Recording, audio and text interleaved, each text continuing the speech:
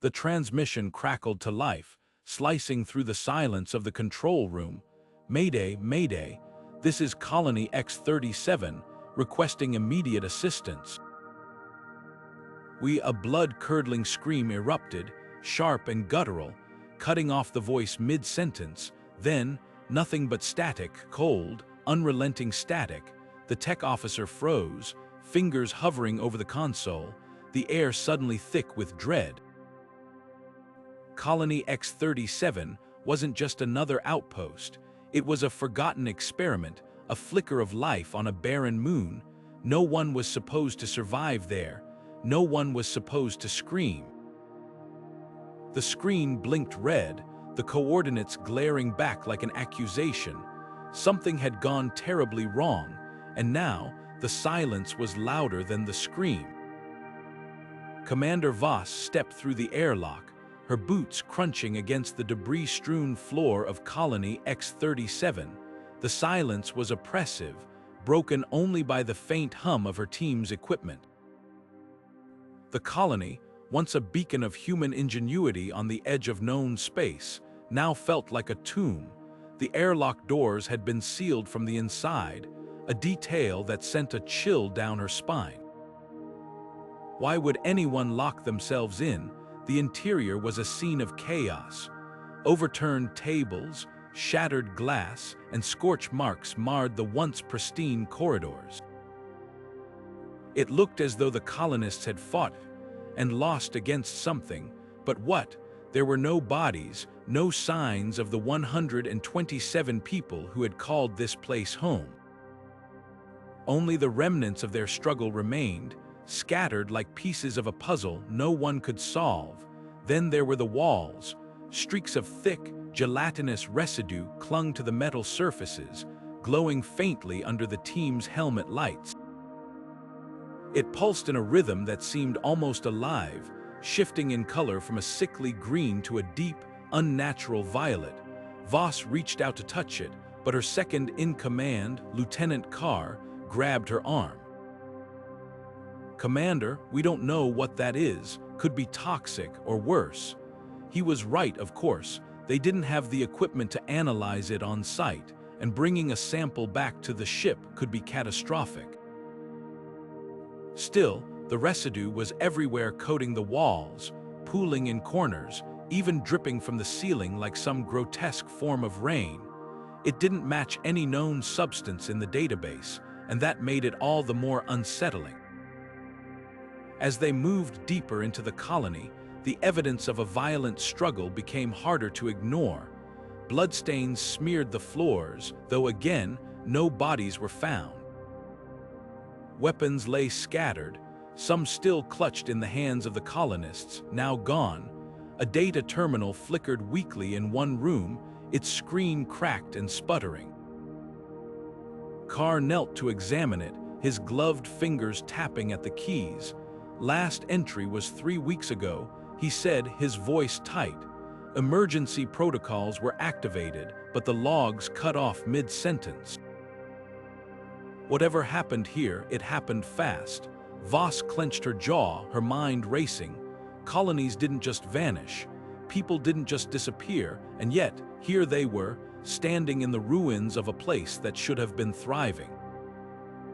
The residue, the absence of bodies, the sealed doors, it all pointed to something beyond their understanding, something that defied logic. "Keep moving," she ordered, her voice steady despite the unease gnawing at her. "We need answers, and we're not leaving until we find them." The team pressed on, their footsteps echoing in the empty corridors. But with every step, the sense of dread grew heavier. Colony X-37 was no longer just a mystery. It was a warning, and whatever had happened here, Voss knew one thing for certain: it wasn't over. The dim glow of the workstation's monitor cast eerie shadows across the room as the team gathered around, their breaths held in tense anticipation. The colony's logs, unearthed from a dusty data terminal, flickered to life, revealing a timeline of events that sent chills down their spines.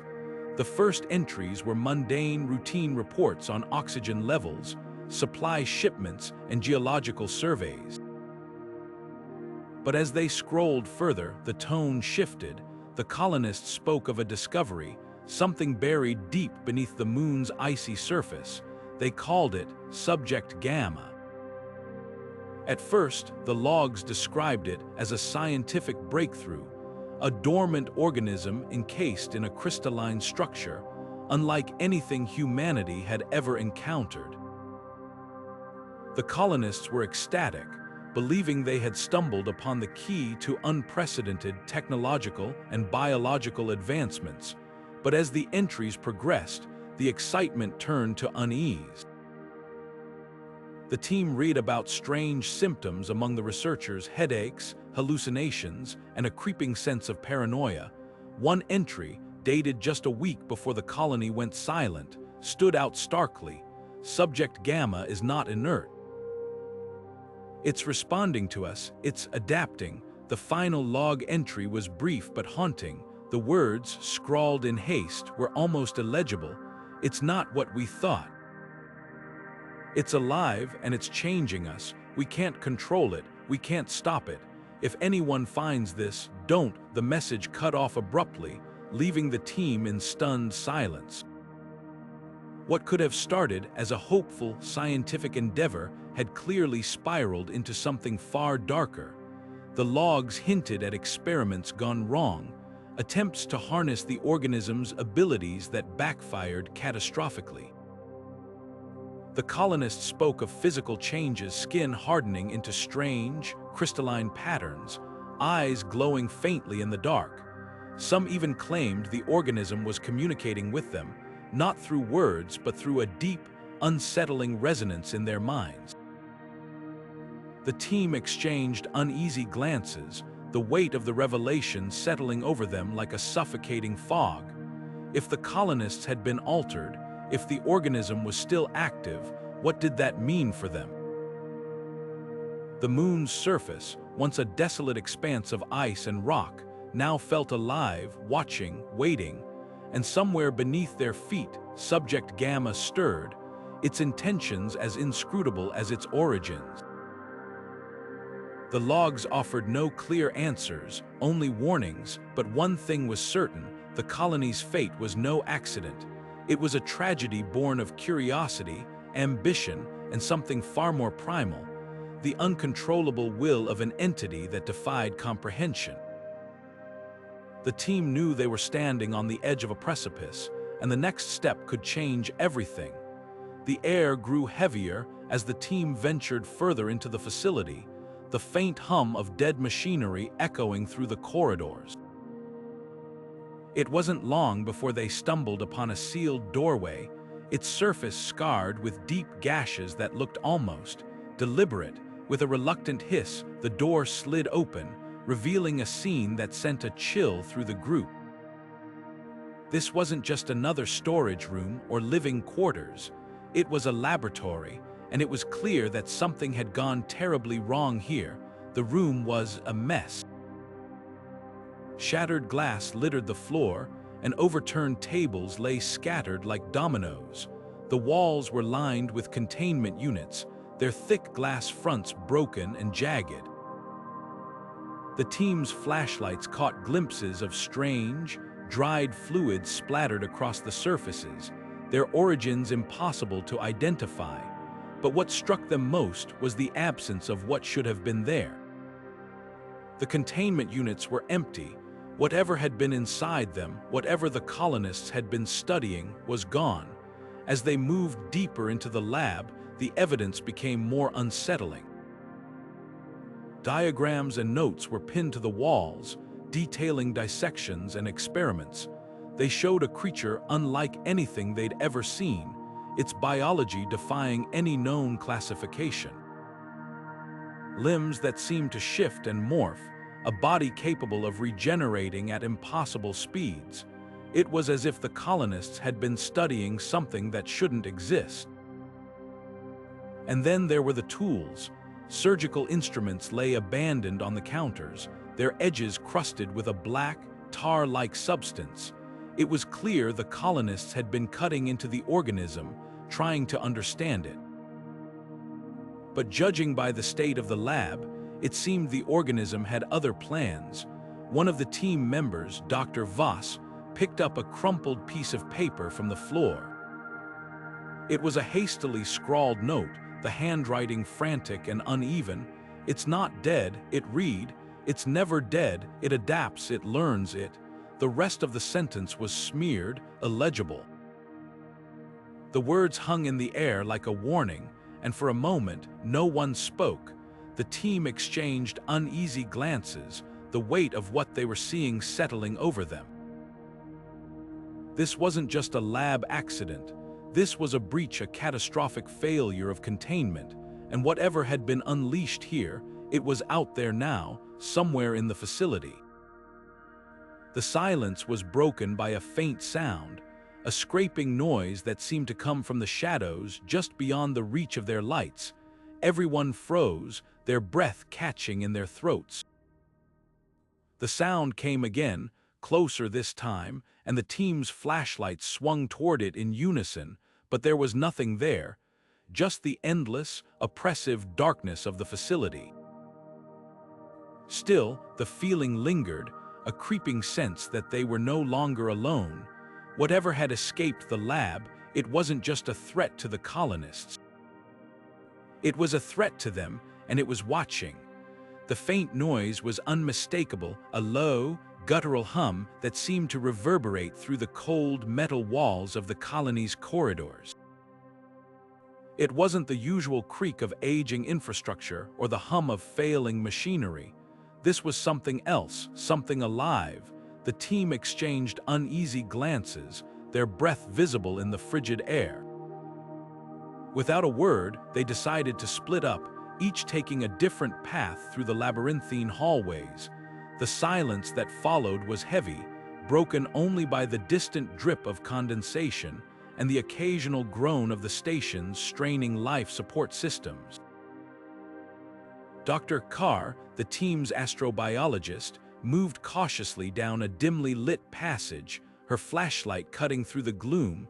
She had always been the most analytical of the group, the one who approached every mystery with a calm, methodical mindset. But even she couldn't ignore the growing sense of dread that seemed to seep into her bones. The air felt heavier here, almost oppressive, as if the walls themselves were closing in. She paused, her light flickering over a patch of floor that glistened unnaturally. Kneeling, she reached out to touch it, her gloved fingers coming away coated in a thick, black substance. It was slick and oily, unlike anything she'd ever encountered, organic yet utterly alien. Before she could process what she'd found, a sudden movement caught her eye. Something darted across the edge of her light, too fast to make out clearly. She froze, her heart pounding in her chest. "Hello," she called out, her voice trembling despite her best efforts to steady it. There was no response, only the sound of her own breathing echoing back at her. Then, without warning, it happened. A shadowy figure lunged from the darkness, moving with a speed and fluidity that defied human capability. Dr. Carr barely had time to scream before it was on her, its form flickering like static, its features impossible to discern. She struggled, her hands clawing at the air as she was dragged into the shadows. Her flashlight clattered to the ground, its beam spinning wildly before settling on the spot where she'd stood just moments before. The only evidence of her struggle was a smeared trail of that same black ichor, glistening in the faint light as it pooled on the floor. The rest of the team would find nothing but her abandoned equipment and the eerie silence that now felt heavier than ever. The colony, once a beacon of human ingenuity, had become something far darker, a place where the rules of nature no longer applied and where the shadows held secrets too terrible to comprehend. The dim light of their wrist-mounted devices flickered as the team huddled closer, their breaths shallow and uneven. Commander Voss's voice cut through the heavy silence, sharp and commanding. "Stay together, no one moves alone." Her tone left no room for argument, but the tension in the air was palpable, thick enough to choke on. Around them, the colony's corridors stretched into shadowy obscurity, the walls echoing with the faint creak of metal and the occasional drip of water. It was a place that should have been silent, abandoned, yet it wasn't. As they pressed forward, the whispers began. At first, they were faint, almost imperceptible, like the rustle of leaves in a distant wind. But soon, the sounds grew clearer, more distinct. Words, phrases, voices. They came from every direction, echoing off the walls, impossible to pinpoint. The team froze, their eyes darting to the shadows. "Did you hear that?" one of the engineers muttered, his voice trembling. "It sounded like someone calling my name." Commander Voss raised a hand, signaling for silence. Her face was a mask of concentration, but her grip on her weapon tightened. The whispers grew louder, more insistent. They weren't just random noises, they were voices, familiar and haunting, the voices of the missing colonists. "It's impossible," muttered Dr. Ellison, the team's lead biologist. "We scanned the area. There's no life here, no one," but the evidence was undeniable. The voices were there, weaving through the darkness, pulling at the edges of their sanity. One of the engineers, a young woman named Tessa, took a step back, her face pale. That's Commander Hale's voice," she stammered. "He was on the first expedition. He's been gone for months." The realization sent a chill through the group. Hale's voice was unmistakable, calm and steady, just as it had been in life.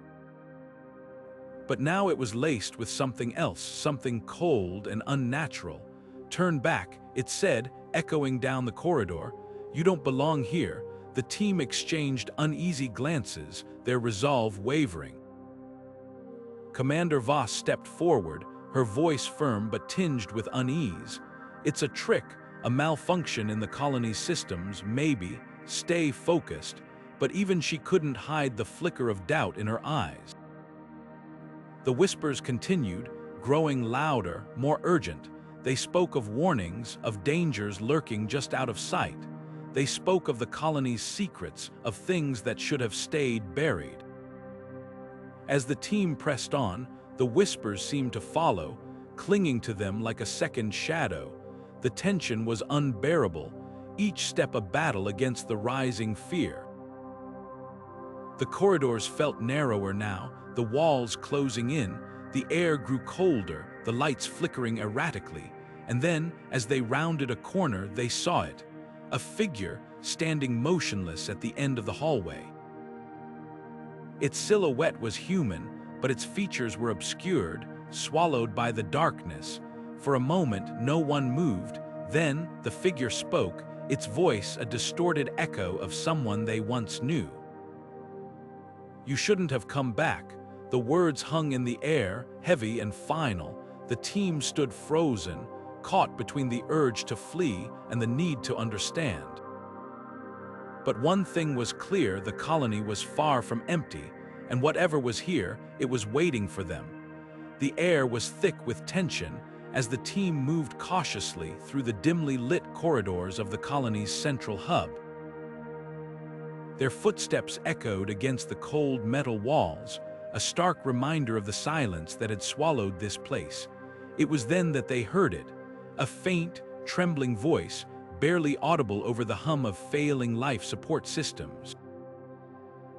Following the sound, they stumbled upon a figure huddled in the shadows, her face pale and streaked with dirt.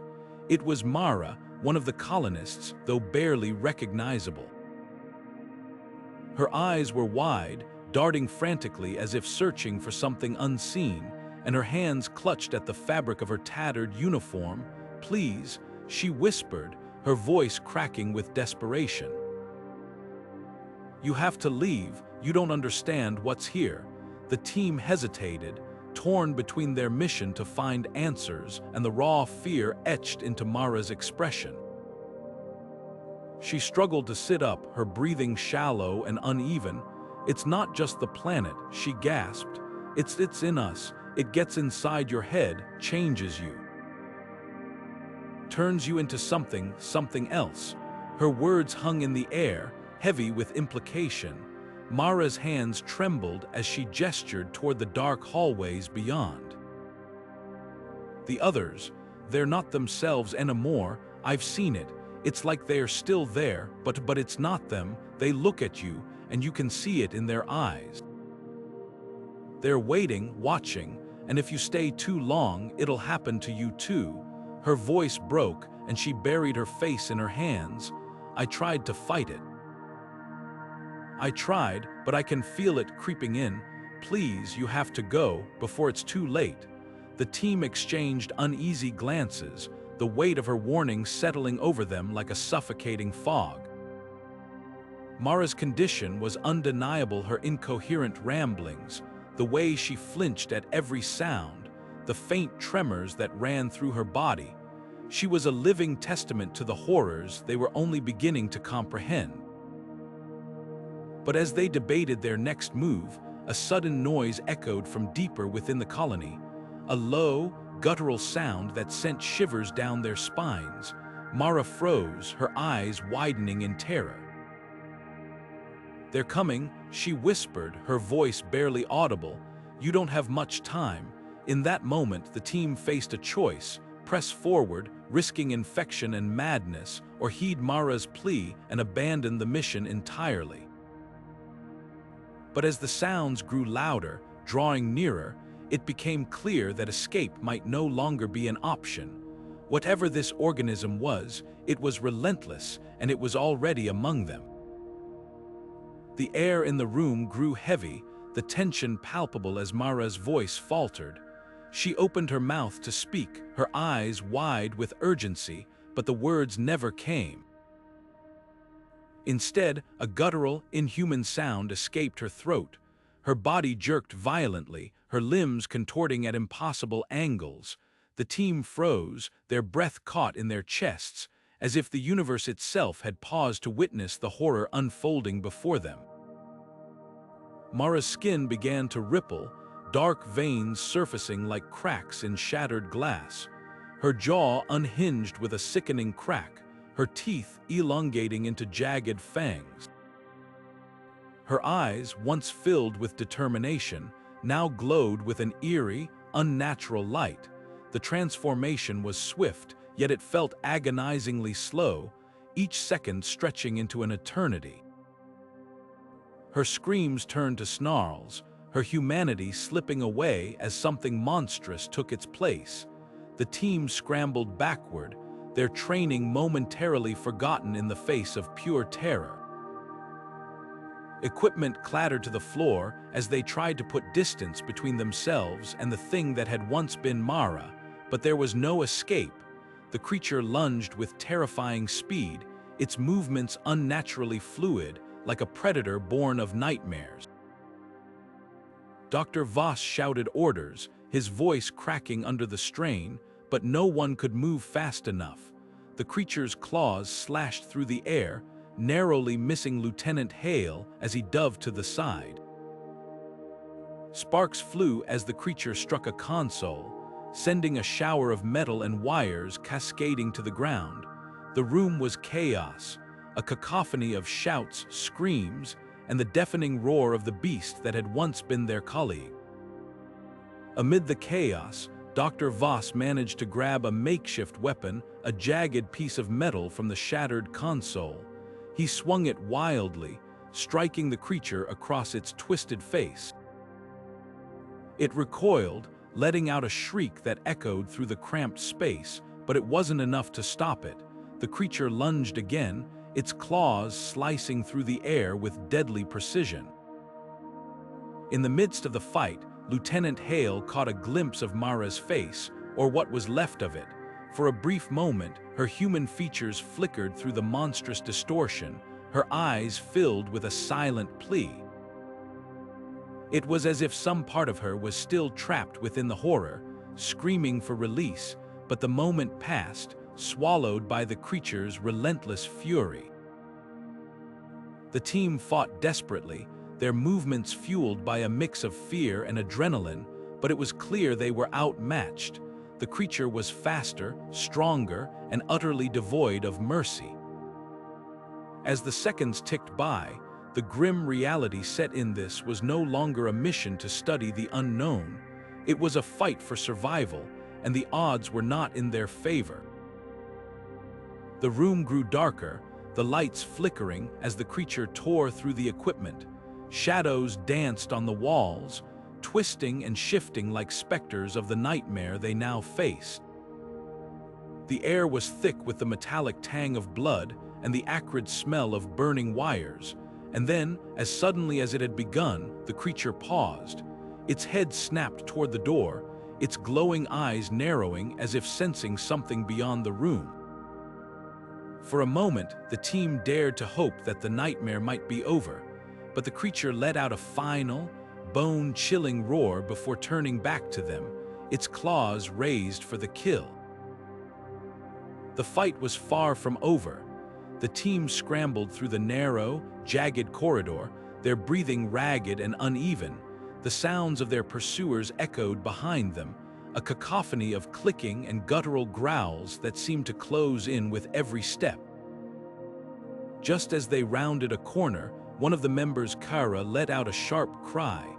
A jagged piece of metal protruding from the wall had caught her arm, slicing through her suit and leaving a deep gash. Blood welled up immediately, but it wasn't the crimson they expected.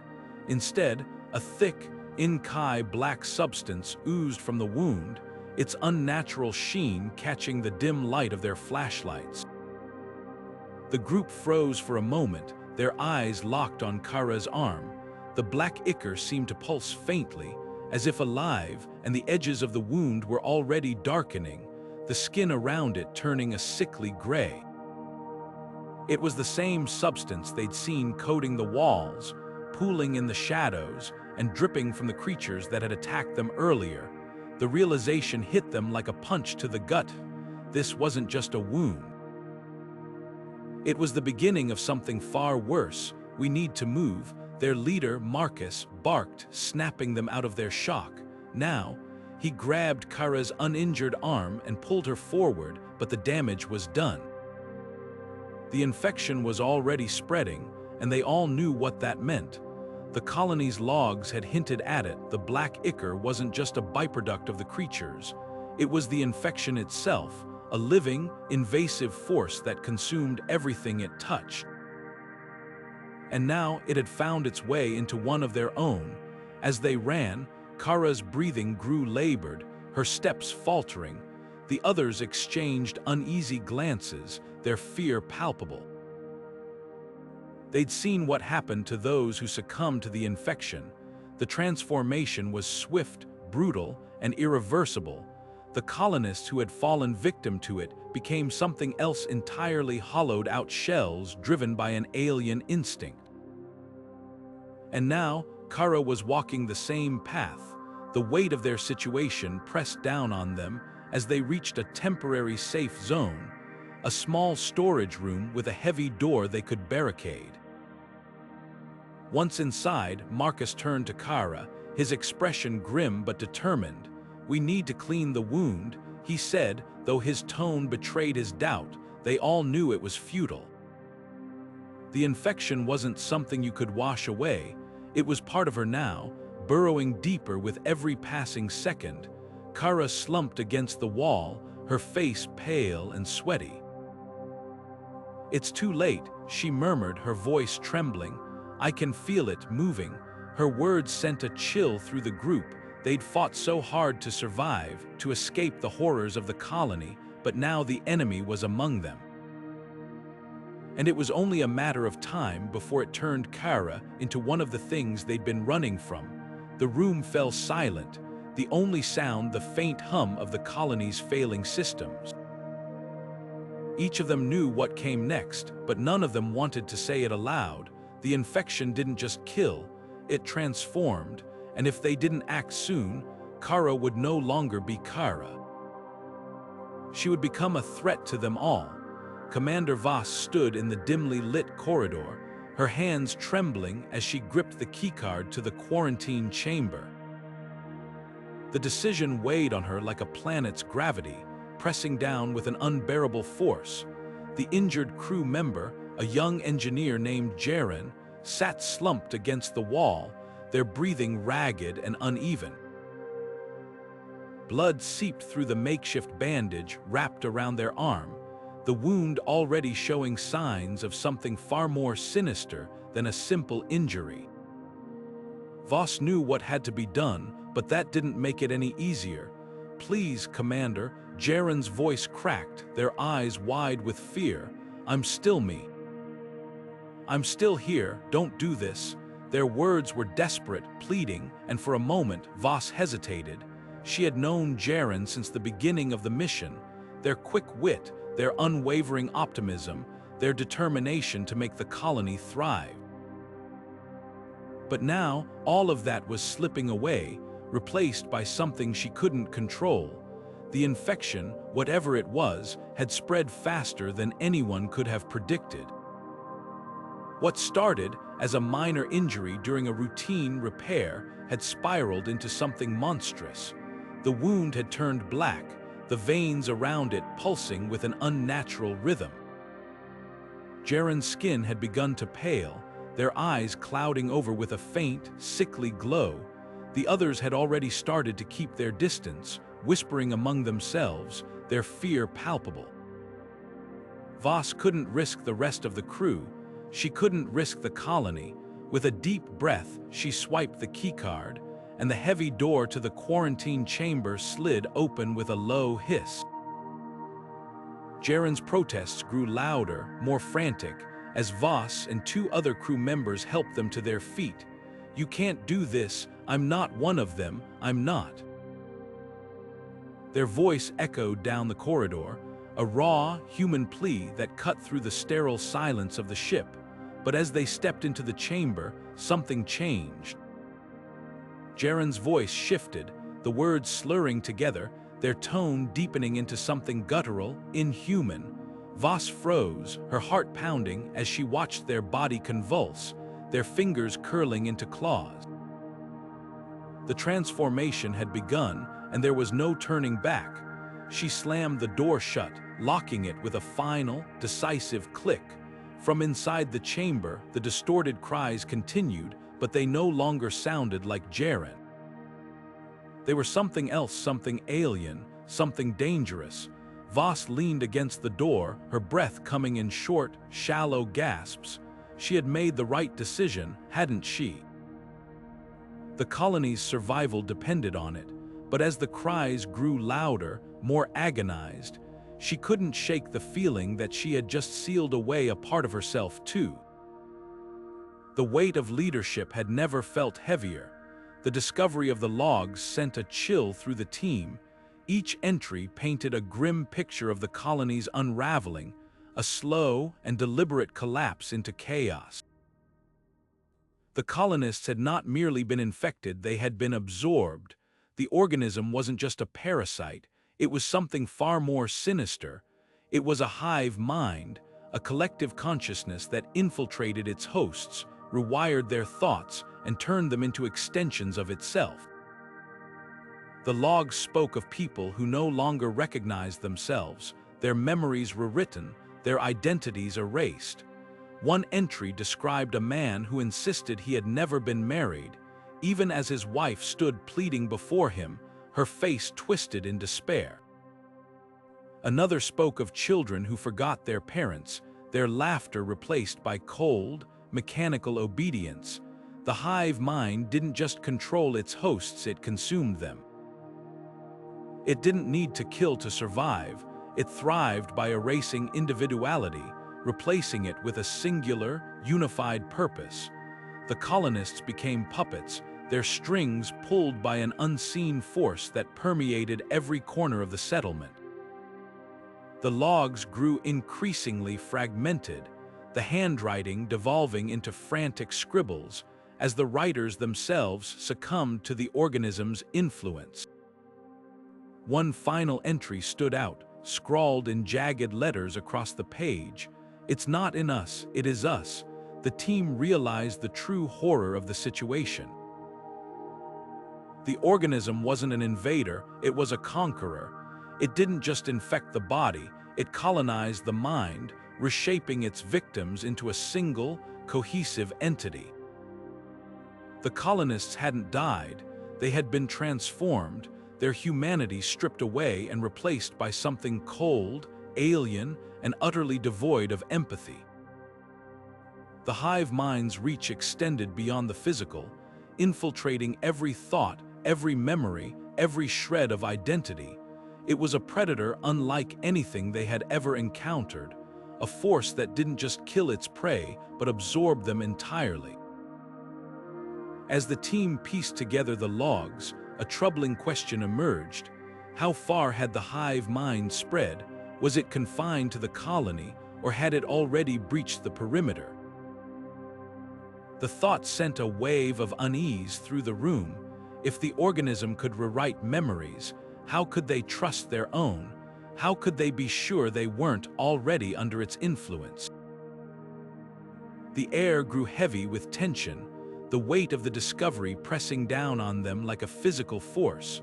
The logs weren't just a record of the colony's fall, they were a warning. And the team knew, with a sinking certainty, that they were already running out of time. The room grew colder as the last fragments of the colony's history fell into place.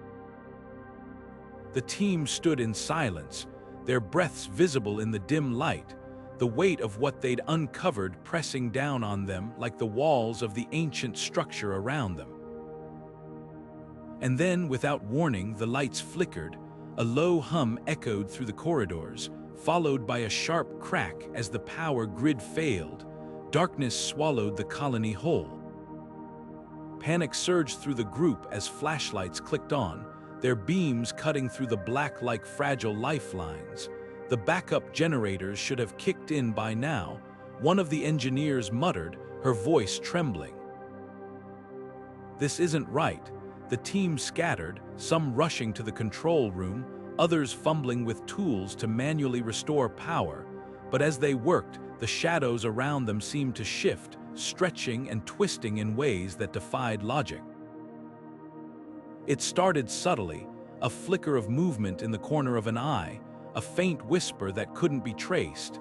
Then, the shadows began to move with purpose, creeping closer, their edges sharp and deliberate. One of the team members froze, his flashlight trembling in his hand. "Did you see that? It looked like it was reaching for me." His words hung in the air, heavy with fear. The engineers worked faster, their hands shaking as they tried to bypass the system failures. But every switch they flipped, every wire they reconnected, seemed to only deepen the darkness. The shadows grew bolder, pooling around their feet, climbing the walls like liquid night. One by one, the flashlights began to fail, their beams flickering out as if the darkness itself was consuming them. In the control room, the team leader stared at the monitors, now blank and lifeless. "This isn't just a power failure," she said, her voice barely above a whisper. "Something's in here with us, something that doesn't want us to leave." The words sent a chill through the group, and for a moment no one spoke. The only sound was the faint, almost imperceptible rustling of the shadows as they closed in, inch by inch. The team huddled together, their backs pressed against the cold metal walls. The air grew thicker, harder to breathe, as if the darkness itself was suffocating them. And then, from somewhere deep within the colony, came a sound, a low, guttural growl that reverberated through the corridors, shaking the very foundations of the structure. The shadows surged forward, and for the first time, the team realized they weren't just facing the darkness. They were facing something far more ancient, far more dangerous than they could have ever imagined. The faint glow ahead was almost hypnotic, a soft, sickly light that pulsed in rhythm with the eerie hum vibrating through the walls.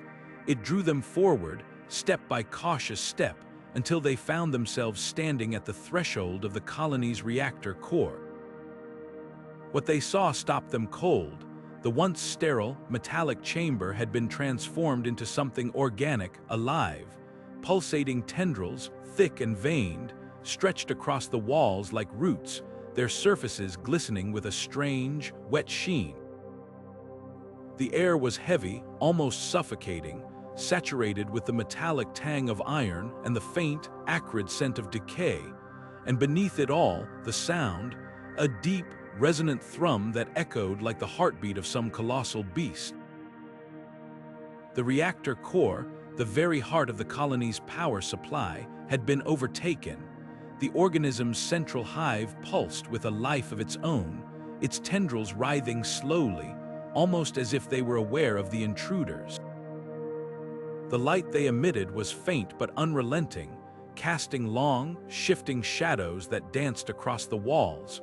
It was impossible to tell where the machinery ended and the organism began. The two had become one, fused in a grotesque symbiosis. The hive's surface rippled with every heartbeat, a steady, relentless rhythm that seemed to reverberate through the very floor beneath their feet. As they moved closer, the air grew warmer, almost uncomfortably so, and the sound of the heartbeat grew louder, more insistent. It was as if the hive was alive, watching, waiting. The tendrils seemed to react to their presence, twitching faintly, as though sensing their every movement. One of the group reached out, hesitating, their hand hovering inches from one of the tendrils. It pulsed, a quick, almost startled movement, and the air around them seemed to shift, as if the hive itself had taken a breath. The reactor core's control panel was still visible, though partially obscured by the organic growth. Its screen flickered weakly, displaying fragmented lines of code and error messages that scrolled endlessly. The organism had not just invaded, it had integrated itself into the colony's systems, feeding off its energy, repurposing its technology for its own needs. The implications were staggering. This wasn't just a hive. It was a command center, a nexus of control. The organism wasn't merely surviving, it was evolving, adapting, and now it had access to everything the colony had built. The sound of the heartbeat grew louder, more deliberate, as if the hive was communicating, signaling something they couldn't yet understand. The glow from the tendrils intensified, casting the chamber in an otherworldly light. Every instinct screamed at them to turn back, to flee, but they couldn't. This was the source, the heart of the nightmare that had consumed the colony. And as they stood there, caught between fear and determination, they realized one thing: the hive wasn't just alive, it was aware, and it knew they were there. The air inside the command center was thick with tension, the weight of the decision pressing down on everyone.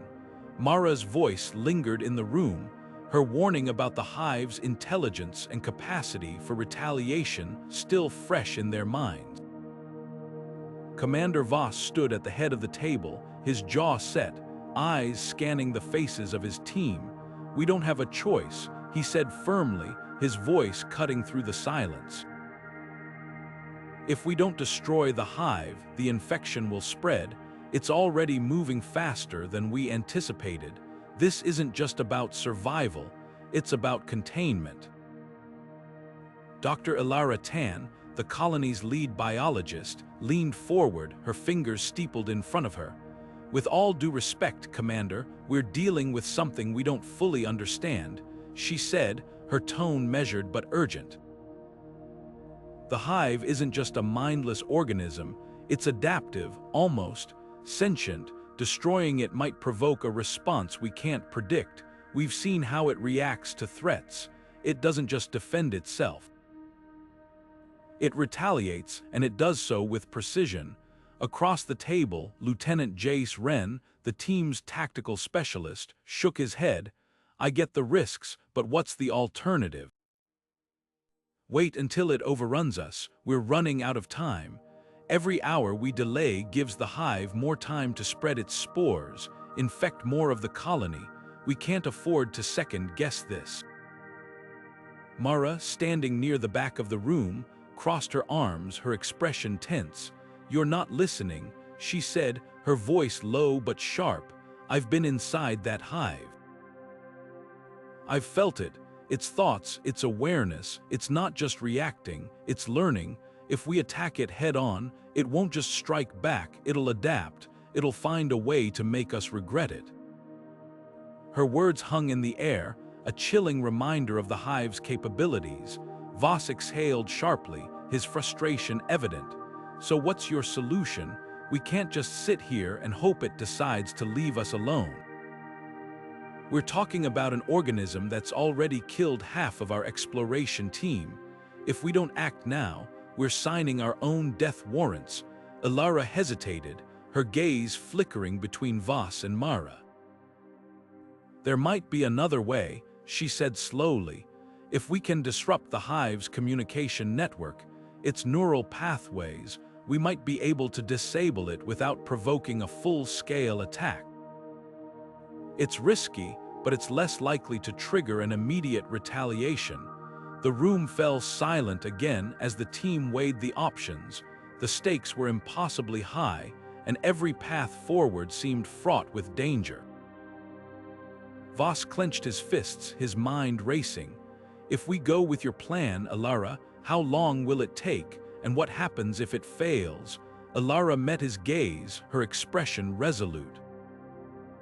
"It'll take time we might not have, but if we destroy the hive outright, we risk losing everything.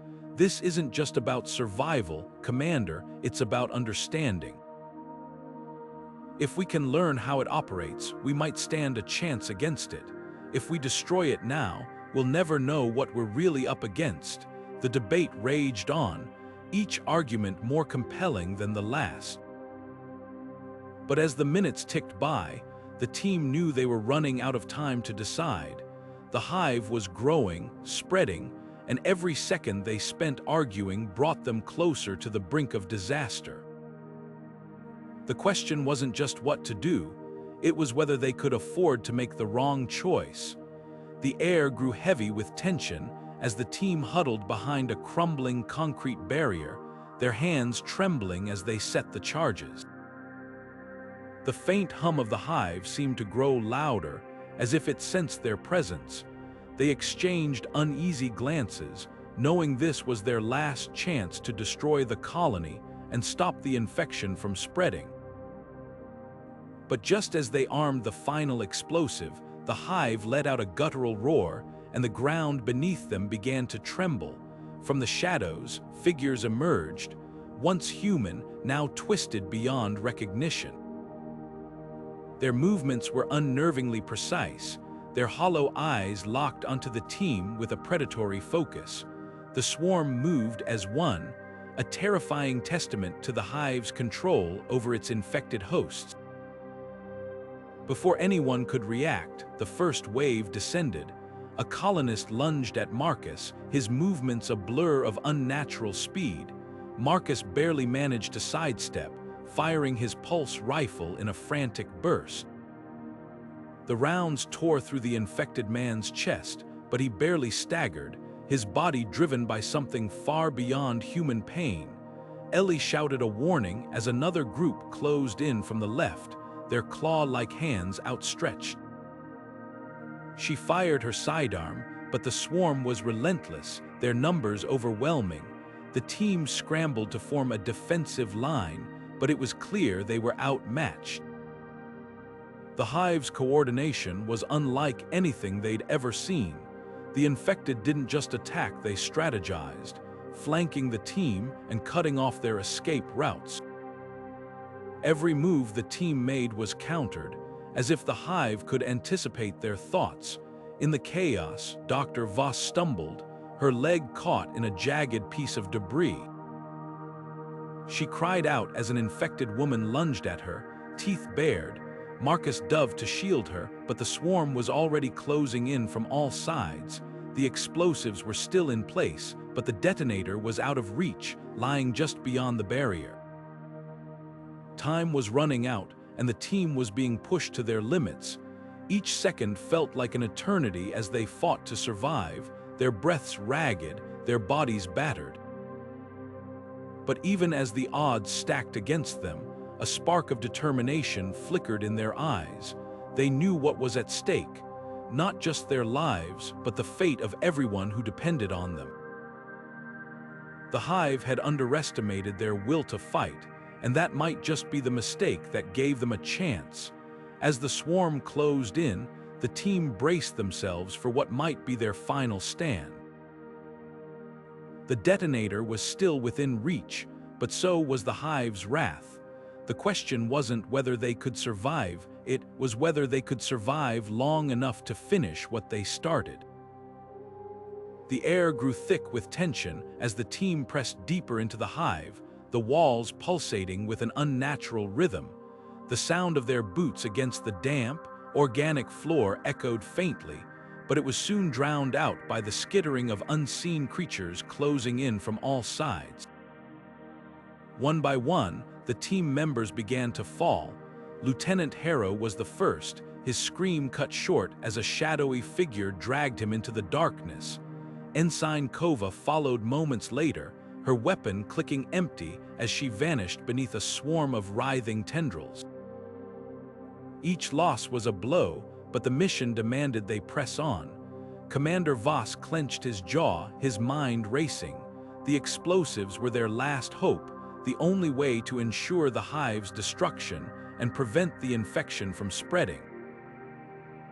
But the deeper they went, the more it became clear that the Hive was alive, responsive, adaptive, and horrifyingly intelligent. The creatures weren't just mindless predators, they were coordinated, strategic, and relentless.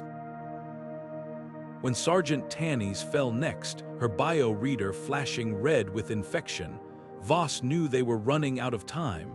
Retreat wasn't an option, not yet. Not while there was still a chance, but as the team dwindled, the weight of command bore down on Voss like a physical force. He could see it in the eyes of his remaining squad Private Jerk and Specialist Lyra. The flicker of doubt, the unspoken question, is this worth it? Voss didn't have an answer. All he had was the mission and the grim determination to see it through. Then came the moment that shattered any illusion of control. A low, guttural growl reverberated through the chamber, and the walls seemed to shift, closing in around them. Jerk shouted a warning, but it was too late. A massive, clawed limb erupted from the darkness, pinning him to the ground. Lyra fired wildly, her shots ricocheting off the creature's armored hide. Voss moved to help, but the floor beneath him gave way, sending him tumbling into a lower level. Alone and disoriented, Voss scrambled to his feet, his breath coming in ragged gasps. The explosives were still with him, but the rest of the team was gone. He could hear Lyra's screams echoing from above, followed by an eerie silence. The Hive had won.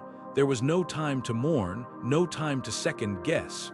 With a heavy heart, Voss activated the retreat protocol, leaving the explosives behind as he fled toward the extraction point. The Hive pulsed with a sickening vitality as he ran, its walls seeming to breathe in sync with his frantic footsteps.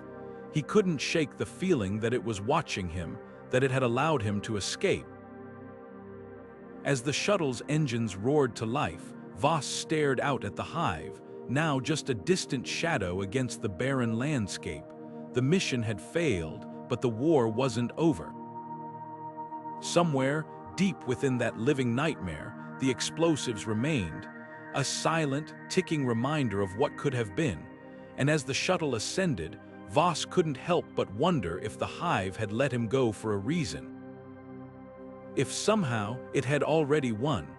Voss sprinted down the narrow corridor, the harsh sound of his boots echoing against the metal walls. His breath came in ragged gasps, each step fueled by a mix of adrenaline and sheer willpower. Behind him, the guttural growls of the infected grew louder, their relentless pursuit closing in. The colony's escape pod was his only hope now, a fragile lifeline dangling just out of reach. He could see it ahead, its hatch partially open, the dim emergency lights flickering as if to beckon him forward. As he neared the pod, the weight of his exhaustion threatened to slow him down. His muscles burned, and his vision blurred for a split second, but he forced himself to keep moving. The infected were gaining ground, their twisted forms emerging from the shadows like nightmares given flesh. Their grotesque hands reached out, claws scraping against the walls as they closed the distance. Voss slammed his hand against the control panel beside the pod's hatch, his fingers trembling as he punched in the activation code. The system responded with a low hum, the pod's interior lights flickering to life, but the launch sequence was agonizingly slow, each second stretching into an eternity. The infected were nearly upon him now, their gnarled fingers clawing at the edge of the hatch as it began to close.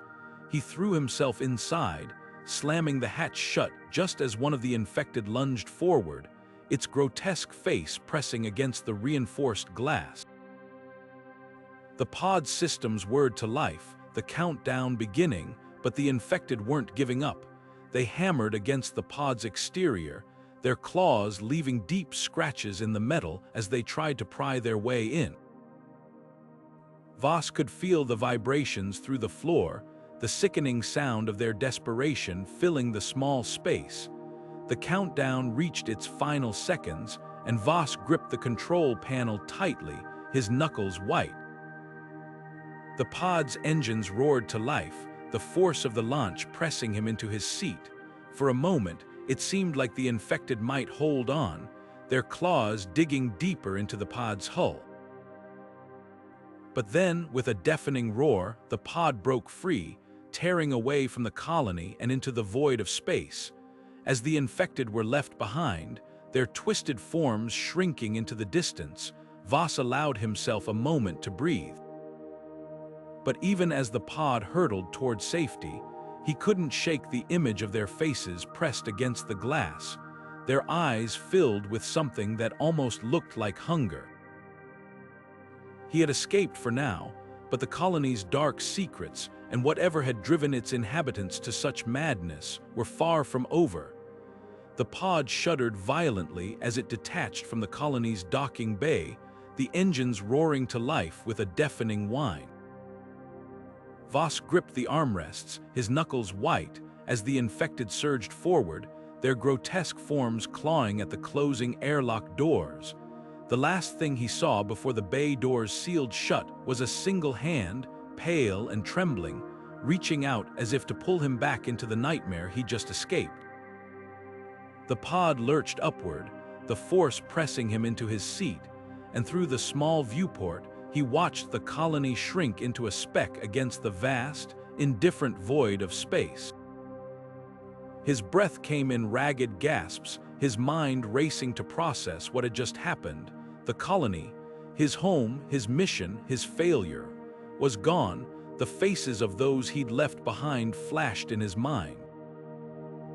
Had he done enough? Could he have saved anyone else? The weight of it threatened to crush him, but there was no time to dwell.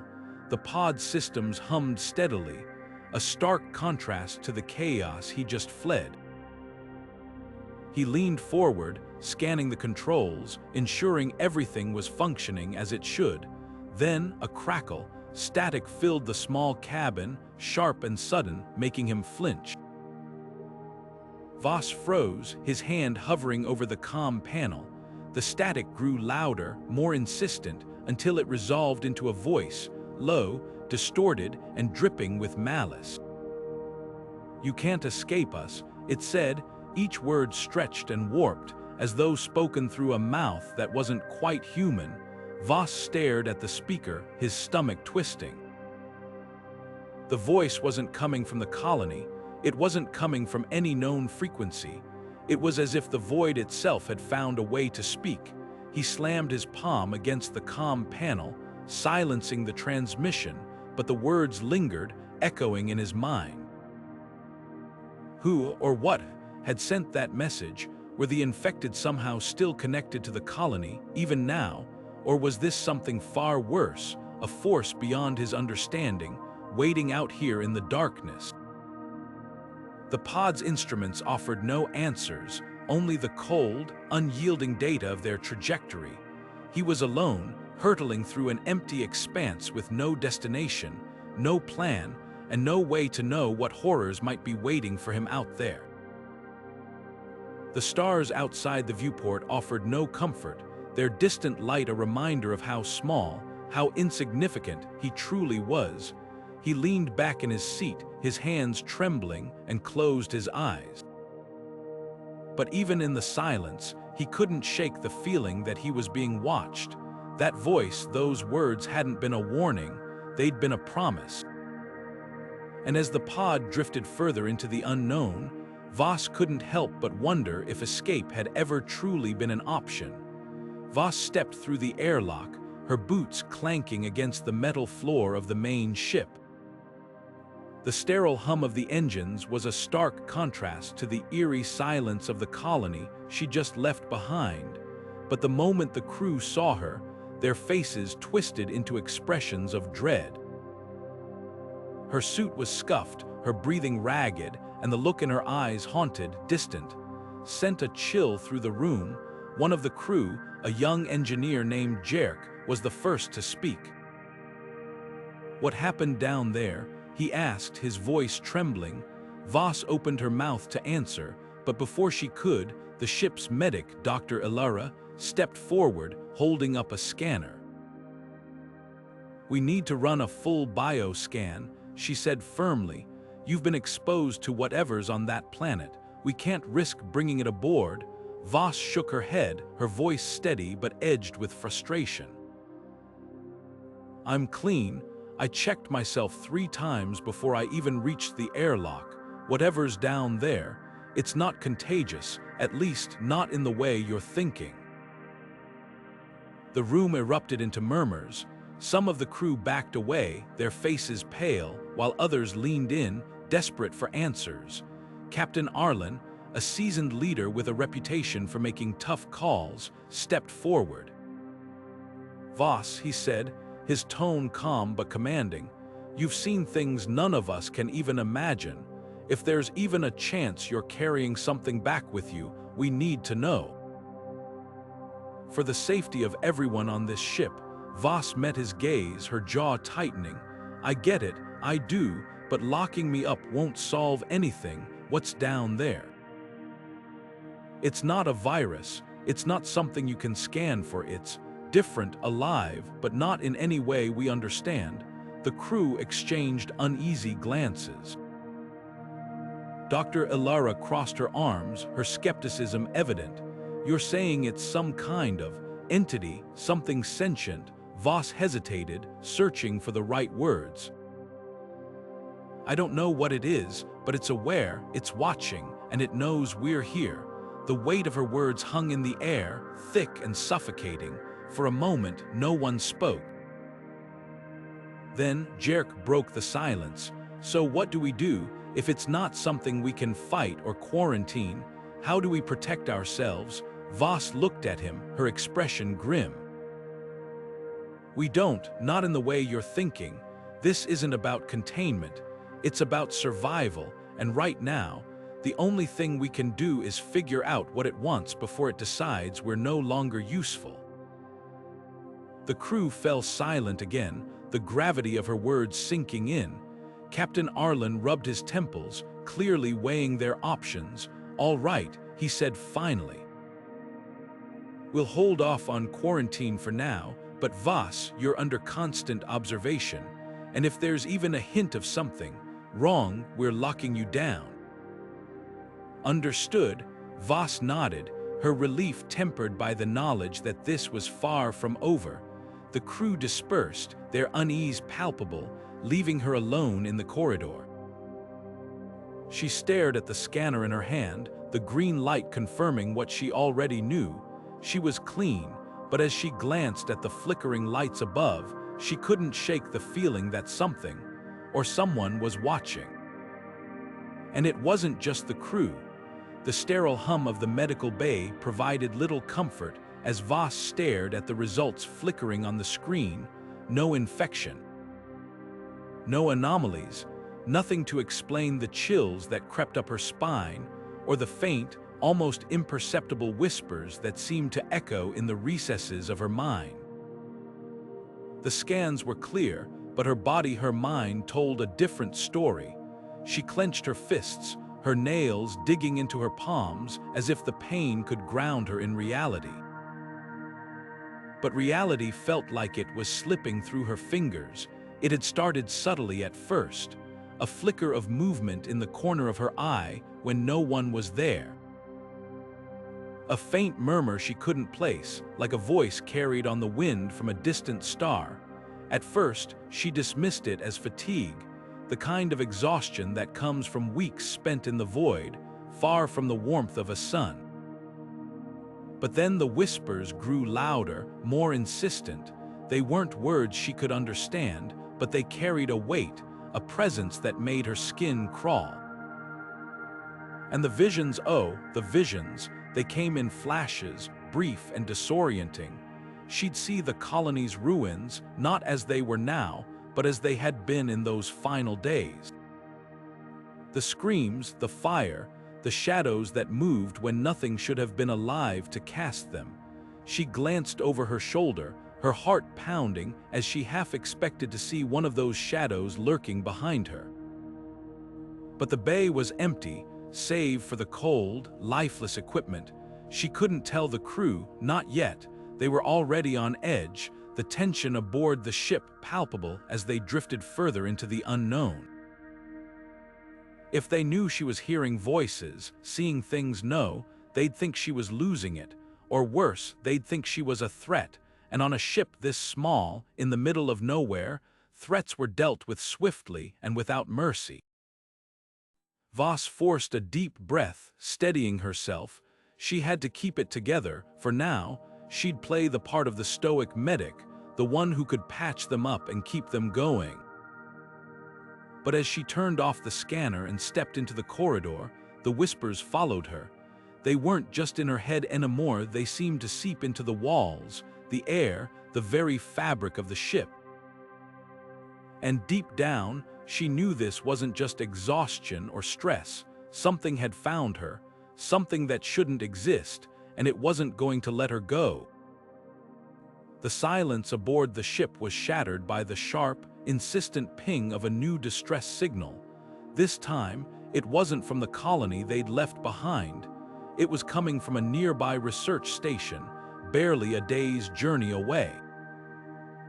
The signal was weak, fragmented, but unmistakably urgent. The crew gathered in the command center, their faces tense as they listened to the faint, distorted voice repeating a single phrase: containment breach. Immediate assistance required. Voss leaned over the console, her expression grim. "This changes everything," she said, her voice low but firm. "If that station has encountered the organism, we can't just leave them to face it alone. They need to know what they're dealing with," but not everyone agreed. Dr. Kale, ever the pragmatist, crossed his arms and shook his head. "We barely survived our last encounter with that thing. If we go charging into another hot zone, we're putting the entire crew at risk. For all we know, that station's already lost." The tension in the room was palpable. Some crew members nodded in agreement with Kale, their eyes darting nervously to the viewscreen, where the distant research station blinked like a faint, ominous star. Others stood behind Voss, their resolve hardening as they recalled the horrors they'd witnessed on the colony. "We have a responsibility," Voss insisted, her voice rising. "If we don't warn them, if we don't share what we know, then we're just as guilty as the people who abandoned us to die. This isn't just about survival. It's about preventing this from spreading further. Kale shot her a sharp look. And what if we're too late? What if we're walking into another trap? That organism doesn't just kill, it manipulates, it deceives. We don't even know if that signal's real or if it's some kind of lure. The argument raged on, each side making valid points, but the stakes were too high for indecision. Voss turned to Captain Arlen, who had remained silent, his eyes fixed on the signal's origin point. "Captain," she said, her tone steady but urgent, "this isn't just about us anymore. If that station falls, the organism could spread to other systems. We have to try." Arlen exhaled slowly, his gaze shifting to the faces of his crew. He could see the fear in their eyes, but also the determination, the spark of humanity that refused to let them turn away. Finally, he nodded. "We'll proceed to the station, but we'll approach cautiously.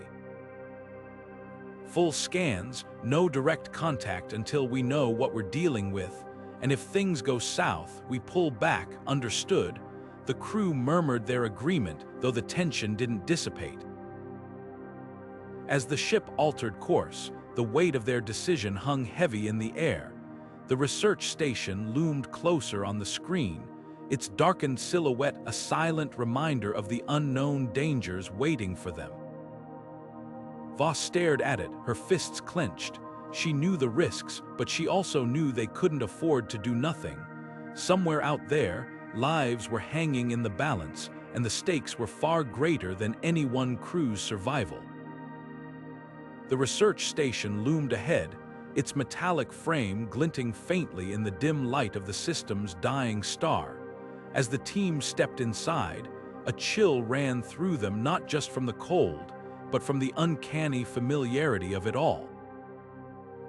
The corridors, the layout, even the faint hum of dormant machinery mirrored Colony X-37 in ways that felt too precise to be coincidence. It was as if they had stepped into a mirror image of the nightmare they had just escaped. The walls, streaked with the same oily black ichor, seemed to pulse faintly, as though alive. The air was heavy, almost suffocating, carrying a metallic tang that made the back of their throats burn. Every step echoed too loudly, as if the station itself was amplifying their presence. Watching, waiting, the team moved cautiously, their flashlights cutting through the oppressive darkness. The silence was unnerving, broken only by the occasional drip of the ichor sliding down the walls. It pooled in corners, forming strange, almost deliberate patterns that seemed to shift when no one was looking directly at them. The tension in the air was palpable, a weight pressing down on their chests, making it harder to breathe. Each member of the team felt it, a primal instinct screaming at them to turn back, to flee before whatever lurked here made itself known. But there was no turning back. The mission demanded answers, and the station held secrets that could unravel the mystery of Colony X-37. As they ventured deeper, they began to notice small, unsettling details. The equipment was identical, down to the manufacturer labels and serial numbers. Files left scattered on desks bore the same handwriting as those they had found in the colony. Even the placement of personal items, a coffee mug here, a jacket draped over a chair there, felt eerily deliberate, as if someone had meticulously recreated the colony within this station. Then came the whispers, faint, almost imperceptible at first. They seemed to emanate from the walls themselves. No one could pinpoint their source, but the words, if they could even be called that, carried an unnatural cadence, a rhythm that didn't belong to any human language.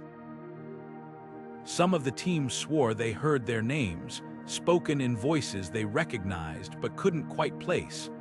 Others felt a sudden, overwhelming sense of dread, as though the whispers were probing their minds, searching for something. The deeper they went, the more the station seemed to resist their presence. Doors that should have opened remained stubbornly sealed, while others slammed shut behind them, cutting off their retreat.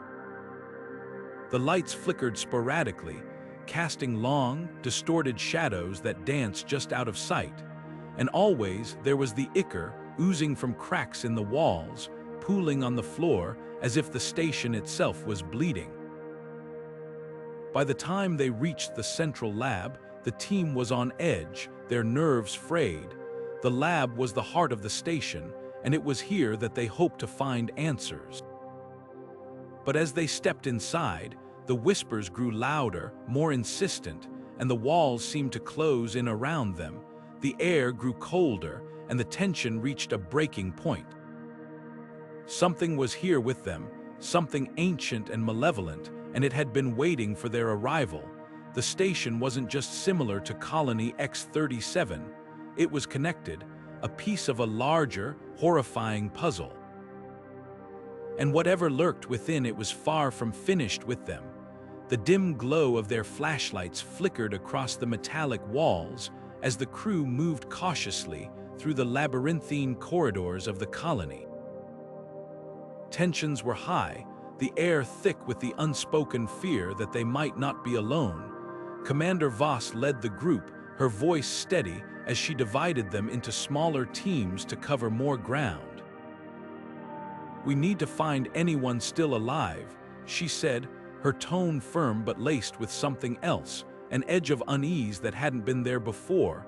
The others nodded, their faces pale but determined, as they split off into the shadows. Voss stayed with Dr. Ilara and a few others, their footsteps echoing softly as they ventured deeper into the heart of the colony. At first, it was just the faintest hum in the back of her mind, like the distant buzz of an insect.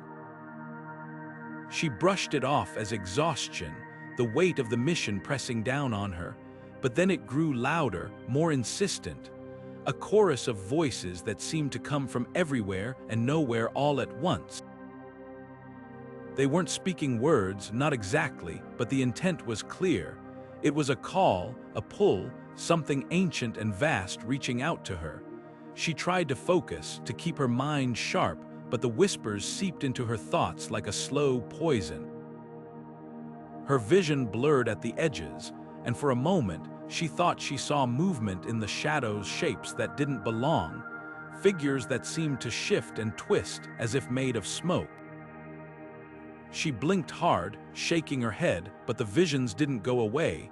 Instead, they grew more vivid, more real. She saw something, a network, vast and interconnected, glowing with a faint, sickly light. It pulsed like a living thing, each beat reverberating through her very being, and then she felt it, the presence, the hive mind. It wasn't just watching her, it was speaking to her, not in words but in sensations, in images that flooded her mind. She saw the colony not as it was now, broken and lifeless, but as it had been meant to be, a thriving hub, teeming with life, but not human life. It was a vision of unity, of minds joined together in perfect harmony, a single organism with countless parts. And it wanted her to be a part of it. The pull was almost magnetic, a force she could feel deep in her chest, tugging her forward. Dr. Ilara noticed something was wrong. "Commander," she asked, her voice cutting through the haze. Voss turned, her eyes wide, her breathing uneven. For a moment, she couldn't speak, couldn't explain what she was seeing, what she was feeling. The whispers grew louder, drowning out everything else. She clenched her fists, digging her nails into her palms, trying to anchor herself in the physical world. But the hive mind was relentless, its presence overwhelming. It wasn't just a voice anymore, it was a part of her, weaving itself into her thoughts, her memories, her very identity. The others exchanged worried glances, but Voss forced herself to take a step forward, then another. "Keep moving," she said, her voice strained but firm. She didn't know how much longer she could hold on, how much longer she could resist the pull of the hive mind, but she knew one thing for certain: if it took her, It wouldn't stop with her. The crew, the colony, maybe even the entire galaxy, it would consume them all, and she couldn't let that happen, not while there was still a spark of humanity left in her to fight. The air in the dimly lit control room felt heavy, almost suffocating, as the crew member known as Voss carefully inserted the cracked data disk into the console. The screen flickered to life, casting an eerie blue glow across their face. The recording began with static, but soon the image of a man appeared, Dr. Elias Krenner, the station's lead scientist. His face was pale, his eyes hollow, as if he hadn't slept in days. His voice trembled as he spoke. "If anyone finds this, know that we were not prepared. We thought we were studying it, but it was studying us all along." Voss leaned closer, their breath catching as Krenner continued, "The organism, it's not just a single entity. It's a network, a hive mind. It adapts, learns, and spreads faster than we ever anticipated. We thought isolating it would contain the threat, but it's already breached containment. It's not just here on the station, it's infiltrating entire systems, corrupting them from the inside out." The scientist's hands shook as he adjusted the camera, his voice dropping to a whisper. "We tried to fight it, to understand it, but it's too late. It's in the systems, the air, the water, it's in us. If you're watching this, you're already at risk. It doesn't just infect structures, it infects minds. It warps perception, makes you see things that aren't there, hear voices that aren't real, and once it has you, there's no escape." The recording glitched, Krenner's image distorting momentarily before stabilizing. He looked directly into the camera, his expression a mix of terror and resignation. "It's not just here, it's spreading. We thought we were the first to encounter it, but we were wrong. It's been here before, long before us. It's ancient and it's patient. It waits, it watches, and when it's ready, it consumes everything. I don't know if this warning will reach anyone in time, but if it does, run, don't try to fight it. Don't try to understand it, just run." The screen went black, the room plunging back into silence. Voss stared at the console, their mind racing. The weight of Krenner's words settled over them like a shadow. They had been so focused on survival, on finding a way to escape the station, but now they realized the scope of what they were up against. The hive mind wasn't just a threat to them, it was a threat to everything. As they stood there, a faint hum began to resonate through the walls, a sound that hadn't been there before. It was subtle, almost imperceptible, but it was growing louder. Voss froze, their heart pounding as they realized the truth. The hive mind wasn't just out there. It was here in this room, and it was listening. The dim glow of the emergency lights cast long shadows across the room as the crew gathered, their faces etched with exhaustion and unease. Voss stood at the center, her posture rigid, her eyes darting between each of them like a caged animal. The tension in the air was palpable, thick enough to choke on. "You think I don't see it?" she hissed, her voice trembling with a mix of anger and desperation. "The way you all look at me, the whispers when you think I'm not listening. You're plotting something, admit it." Her accusation hung in the air, sharp and accusatory. The crew exchanged uneasy glances, their silence only fueling her paranoia. Captain Arlen stepped forward, his hands raised in a placating gesture. "Voss, no one's plotting against you. We're all in this together, but you need to calm down. Whatever's going on, we can figure it out." His voice was steady, but there was an edge to it, a flicker of doubt he couldn't quite mask. Voss's laugh was brittle, almost manic. "Figure it out? You think I don't know what's happening? You think I haven't seen the signs?" She clenched her fists, her breathing ragged. "You're lying to me. All of you, you've been lying from the start." Her words were laced with venom, each one cutting deeper into the fragile trust that held the group together. The others shifted uncomfortably, their unease growing. Dr. Lyra, usually the voice of reason, spoke up hesitantly. "Voss, we're your team, we're not your enemies. But you haven't been yourself lately, you've been erratic, distant, we're worried about you." Her tone was gentle, but the implication was clear: something was wrong. Very wrong. Voss's eyes narrowed, her gaze locking onto Lyra with an intensity that made the doctor take a step back. "Worried about me, or worried about what I might do?" She spat. "You think I don't see the way you've been watching me, like I'm some kind of threat?" Her voice cracked on the last word, and for a moment, the anger in her eyes wavered, replaced by something far more unsettling: fear. The crew fell silent, the weight of her words sinking in. It wasn't just her accusations that unnerved them, it was the way she looked at them, as if they were strangers. As if she no longer recognized them. The thought that had been lurking in the back of their minds, the one they hadn't dared to voice, suddenly seemed all too real. What if Voss hadn't been immune after all? What if the infection had been with her all along, hidden, waiting? Arlen's jaw tightened as he exchanged a glance with Lyra. They didn't need to say it out loud, the question was written in their eyes. How had they missed it? How had they failed to see the signs until now? And more importantly, what were they going to do about it? The room felt colder, the air heavier, as the truth began to take shape. Voss wasn't just unstable, she was a ticking time bomb, and none of them knew how much time they had left before she exploded. The tension on the ship reached a breaking point as the crew moved to restrain Voss, their unease giving way to outright fear. She stood in the center of the cargo bay, her posture unnaturally rigid, her breathing shallow and erratic. The eerie glow in her eyes flickered like a dying flame, casting an unsettling light across her face. It was the same light they had seen in the eyes of the colonists on the surface, those who had succumbed to whatever had taken hold of them. One of the crew, a man named Terk, stepped forward cautiously, his voice trembling as he tried to reason with her.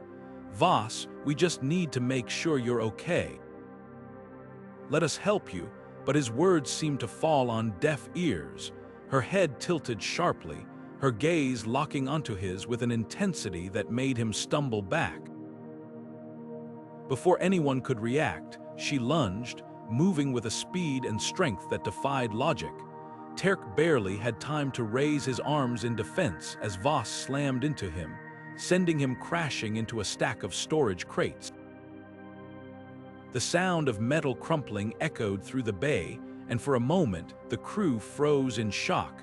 This wasn't the Voss they knew, this was something else entirely. Her movements were jerky, almost mechanical, as if she were being controlled by a force beyond her own will. The rest of the crew sprang into action, rushing to restrain her. But Voss was relentless. She threw one of them across the room with a single swipe, her strength far beyond anything humanly possible. Another crew member, a woman named Jaya, managed to grab her arm, only to be thrown to the ground like a rag doll. The sound of bones cracking filled the air as Jaya cried out in pain, clutching her shoulder. The chaos escalated as more of the crew joined the fray, desperate to subdue her. They tried using restraints, but the cables snapped like thread under her unnatural strength. One of the engineers, a man named Illy, grabbed a stun baton from the wall and swung it at her, aiming for her legs. The baton connected, sending a jolt of electricity through her body, but instead of collapsing, she turned to him with a snarl, her eyes blazing brighter than ever. The crew was outmatched. Whatever had taken hold of Voss had transformed her into something far more dangerous than they could handle. As the fight raged on, it became clear that this wasn't just a struggle to restrain one of their own, it was a fight for survival. The eerie light in her eyes seemed to pulse in time with the ship's failing systems, a grim reminder that whatever was happening to Voss was tied to the same force that had doomed the colony below. In the midst of the chaos, one thought burned brighter than the rest. If Voss could be turned into this, what was stopping the rest of them from meeting the same fate? The crew had come to this world searching for answers, but now they were fighting to escape a nightmare they couldn't begin to understand. Voss stumbled through the dim corridors, her breath ragged and her pulse pounding in her ears. The station's oppressive silence was broken only by the faint hum of machinery and the distant, echoing click of something unnatural. She clutched her side, the wound from her earlier encounter still throbbing, but adrenaline pushed her forward. Every step felt heavier, as if the air itself was resisting her, pressing down with an unseen weight. She didn't know where she was going, only that she had to get as far away as possible from the thing that had nearly claimed her, the Hive mind. The deeper she ventured, the more the station seemed to twist and distort around her. Walls that should have been straight leaned at odd angles, and corridors stretched impossibly long, as if the station itself was alive and testing her resolve. The faint glow of emergency lights cast eerie shadows that danced just out of reach, almost like they were watching her, and then she felt it, a presence. It wasn't physical, not like the creatures she'd fought before. This was something deeper, something that seeped into her mind like a cold, invasive whisper. "Join us," the voice echoed, not in her ears but in her thoughts. It was calm, almost soothing, yet carried an undercurrent of something vast and ancient. "You are alone, Voss, weak, fragile, but together we are more, together we endure." The words coiled around her, tempting and insidious. She could feel the pull, the promise of power, of unity, of being part of something greater than herself.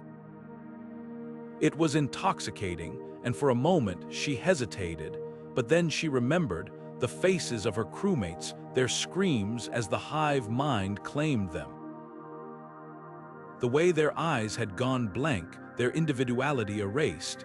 She thought of her own hands, trembling but still her own, her thoughts, her memories, her pain. All of it was hers, and she refused to let it be taken. "No," she whispered, her voice shaking but firm. "I am not yours." The presence seemed to recoil, not in anger but in confusion, as if it couldn't comprehend her refusal. "You cling to suffering," it said, its tone almost pitying, "to isolation, to fear. Why? What is this humanity you value so dearly? It is a cage, Voss. A prison of flesh and frailty." She pressed her hands to her temples, trying to block out the voice, but it was inside her now, probing, searching for cracks in her resolve. "You're wrong," she spat, her voice rising. "It's not a cage, it's what makes us real, the pain, the fear, the choices. They are ours, and I won't let you take that from me." For a moment there was silence, then the presence returned, colder and sharper than before. "You will break," it said. "They all do." Voss didn't respond. She couldn't, her legs gave out, and she sank to the floor, trembling but still defiant. The Hive mind's presence lingered, a constant pressure in her mind, but she held on. She held on to the memory of who she was, to the belief that even in the face of something so vast and incomprehensible, her humanity was worth fighting for. And for now, that was enough. The corridor was dimly lit, the faint hum of the ship's systems echoing like a distant heartbeat. Voss stood at the far end, her silhouette trembling, her back turned to the crew as they approached. Her voice, usually steady and commanding, now carried a brittle edge.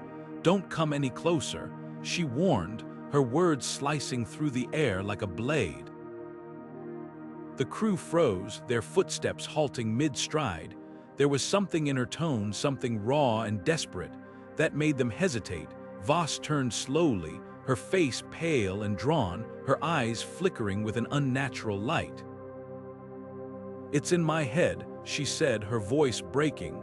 "The hive mind, it's in me, I can feel it, crawling through my thoughts, trying to take control." She clenched her fists, her nails digging into her palms as if trying to anchor herself to reality. "I've been fighting it, but it's getting stronger. I don't know how much longer I can hold it back." The crew exchanged uneasy glances, the weight of her words settling over them like a suffocating fog. The hive mind, the very thing they had been running from, the force that had consumed so many others, was now inside their leader. The realization was a gut punch, a reminder of just how fragile their survival had become. Voss took a shuddering breath, her shoulders slumping under the strain.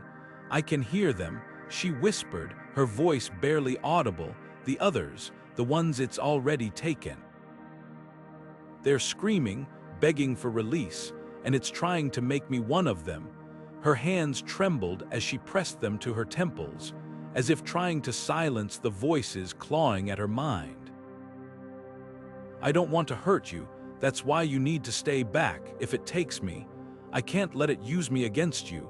The crew hesitated, torn between their instinct to help her and the chilling possibility of what might happen if they got too close.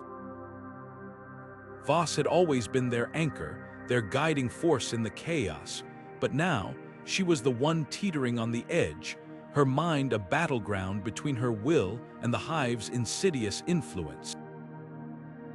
One of the crew members stepped forward, their voice steady despite the fear gnawing at their chest. "We're not leaving you," they said firmly. "We've come this far together. We'll find a way to fight it to get it out of you." But Voss shook her head, a flicker of despair crossing her face. "You don't understand," she said, her voice rising with urgency. "It's not just me, it's all of us, the hive mind. It's not just invading minds, it's rewriting them, it's making us part of something bigger, something we can't escape." Her words hung in the air, a grim reminder of the stakes they were facing. The hive mind wasn't just a threat, it was a force that sought to erase individuality, to dissolve them into a single, unified consciousness. The crew stood in silence, the weight of her revelation pressing down on them. They had faced countless dangers since arriving on this forsaken colony, but this was different. This wasn't just a fight for survival, it was a fight for their very selves, and as Voss struggled to hold on, they couldn't help but wonder how long any of them could resist the hive's relentless pull. The tension in the room was palpable as the crew gathered around the makeshift medical bay. Voss lay unconscious, her breathing shallow, the faint glow of the hive mind's infection visible beneath her skin like a sinister network of veins. The experimental neural device sat on the table beside her, its sleek, alien design a stark contrast to the crude surroundings of the colony. It was a gamble, a desperate attempt to sever the hive mind's hold on her before it was too late. But the risks were staggering. Failure could mean her death, or worse, her complete transformation into a vessel for the hive mind. Dr. Kale, the team's neurologist, adjusted the device's settings with trembling hands. "This isn't just about cutting off the connection," he explained, his voice steady but laced with urgency. "The device has to rewrite the neural pathways the infection has already corrupted. If it doesn't work, well, we might not get a second chance." The crew exchanged uneasy glances, each of them acutely aware of what was at stake. Voss wasn't just a colleague, she was the heart of their mission, the one who had kept them together through the darkest moments. Captain Arlen stepped forward, his rugged features hardened with resolve. "We don't have a choice. If we don't try this, she's lost anyway, and if the hive mind takes her fully, It won't just be her, it'll be all of us next." His words hung heavy in the air, a grim reminder of the stakes. The hive mind wasn't just a threat to Voss, it was a threat to everyone in the colony, a force that could consume them all if left unchecked. As they prepared to begin the procedure, the room fell silent, the only sound the faint hum of the device powering up. Kale positioned it carefully over Voss's forehead, his fingers brushing against the cold metal. "This is going to hurt," he murmured, more to himself than anyone else. The device activated with a sharp crackle, its energy coursing through Voss's body. She jerked violently, her back arching off the table as the hive mind fought back, the infection flaring brighter beneath her skin. The crew watched in horror as the struggle played out, their breaths held in anticipation. Minutes felt like hours, the room filled with the eerie glow of the device and the faint, guttural sounds of the hive mind's resistance. And then, just as suddenly as it had begun, the device fell silent. Voss's body went still, her breathing evening out, the glow beneath her skin faded, leaving only the faintest trace of its presence. Kale let out a shaky breath, his hands trembling as he checked the readings. It worked. The infection is dormant, for now at least.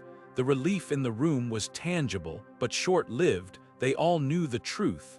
The hive mind wasn't gone. It was merely contained, a ticking time bomb waiting to resurface, and when it did, they might not be so lucky. The air inside the station grew heavier, the hum of the device's power core vibrating through the walls as the crew worked feverishly to stabilize it. Sweat dripped from their brows, their hands moving with precision despite the growing tension. Outside, the faint sound of scratching claws against the metal bulkheads sent shivers down their spines. The infected were close, too close. Mira, gripping a wrench tightly, glanced at the monitor displaying the station's security feeds.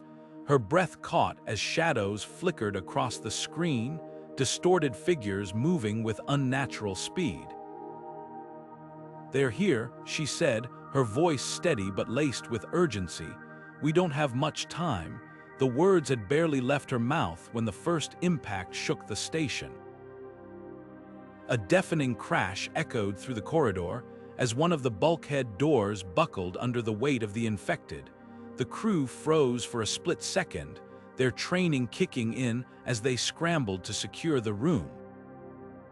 "Barricade the door," shouted Kale, his voice cutting through the chaos. "We need to buy ourselves a few more minutes," but the infected weren't waiting.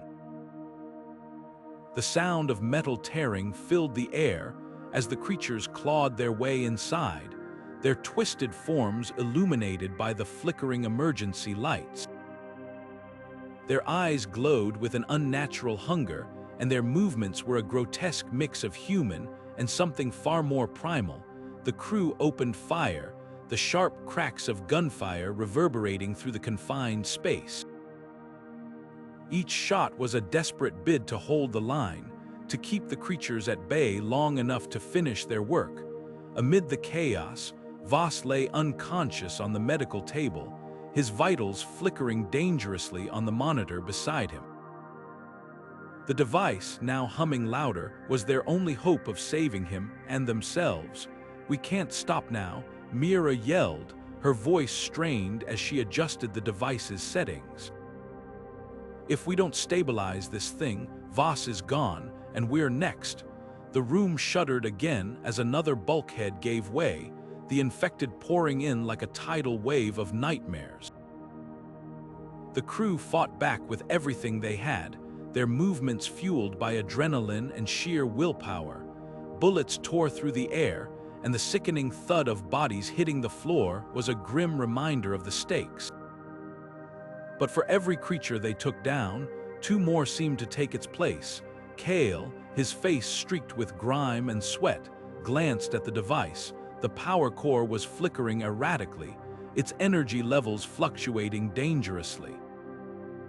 "We're running out of time," He muttered, his voice barely audible over the din of battle. "If we don't get this under control, the whole station could go up in flames." The tension was palpable, every second stretching into an eternity as the crew fought to hold their ground. The infected were relentless, their guttural growls and snarls filling the air as they pressed forward.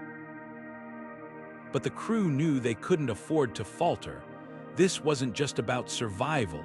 It was about saving Voss, about ensuring that their mission wasn't for nothing.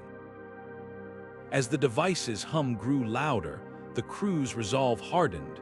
They were in a race against time, battling not just the infected but the very limits of their endurance. Every shot fired, every barricade reinforced, every adjustment made to the device was a step closer to victory or disaster. And in the darkness of the station, with the infected closing in, the line between the two grew thinner by the second. The procedure began with a low hum, the kind of sound that vibrates deep in your bones. Voss stood at the center of the control room, surrounded by a maze of flickering screens and blinking lights. The crew moved with precision, each step rehearsed 100 times in their minds, but as the hum grew louder, something shifted. The air felt heavier, charged with an unseen tension. Voss clenched his fists, trying to focus, but the room seemed to warp around him. Shadows stretched where they shouldn't, and the walls pulsed faintly, as if alive. Then the hallucination started. For Voss, it began with whispers faint, almost imperceptible at first. They slithered into his ears, words he couldn't quite make out but carried a weight that made his chest tighten. He shook his head, trying to dispel the noise, but it only grew louder. Then he saw her, his daughter, standing just outside the control room's glass wall.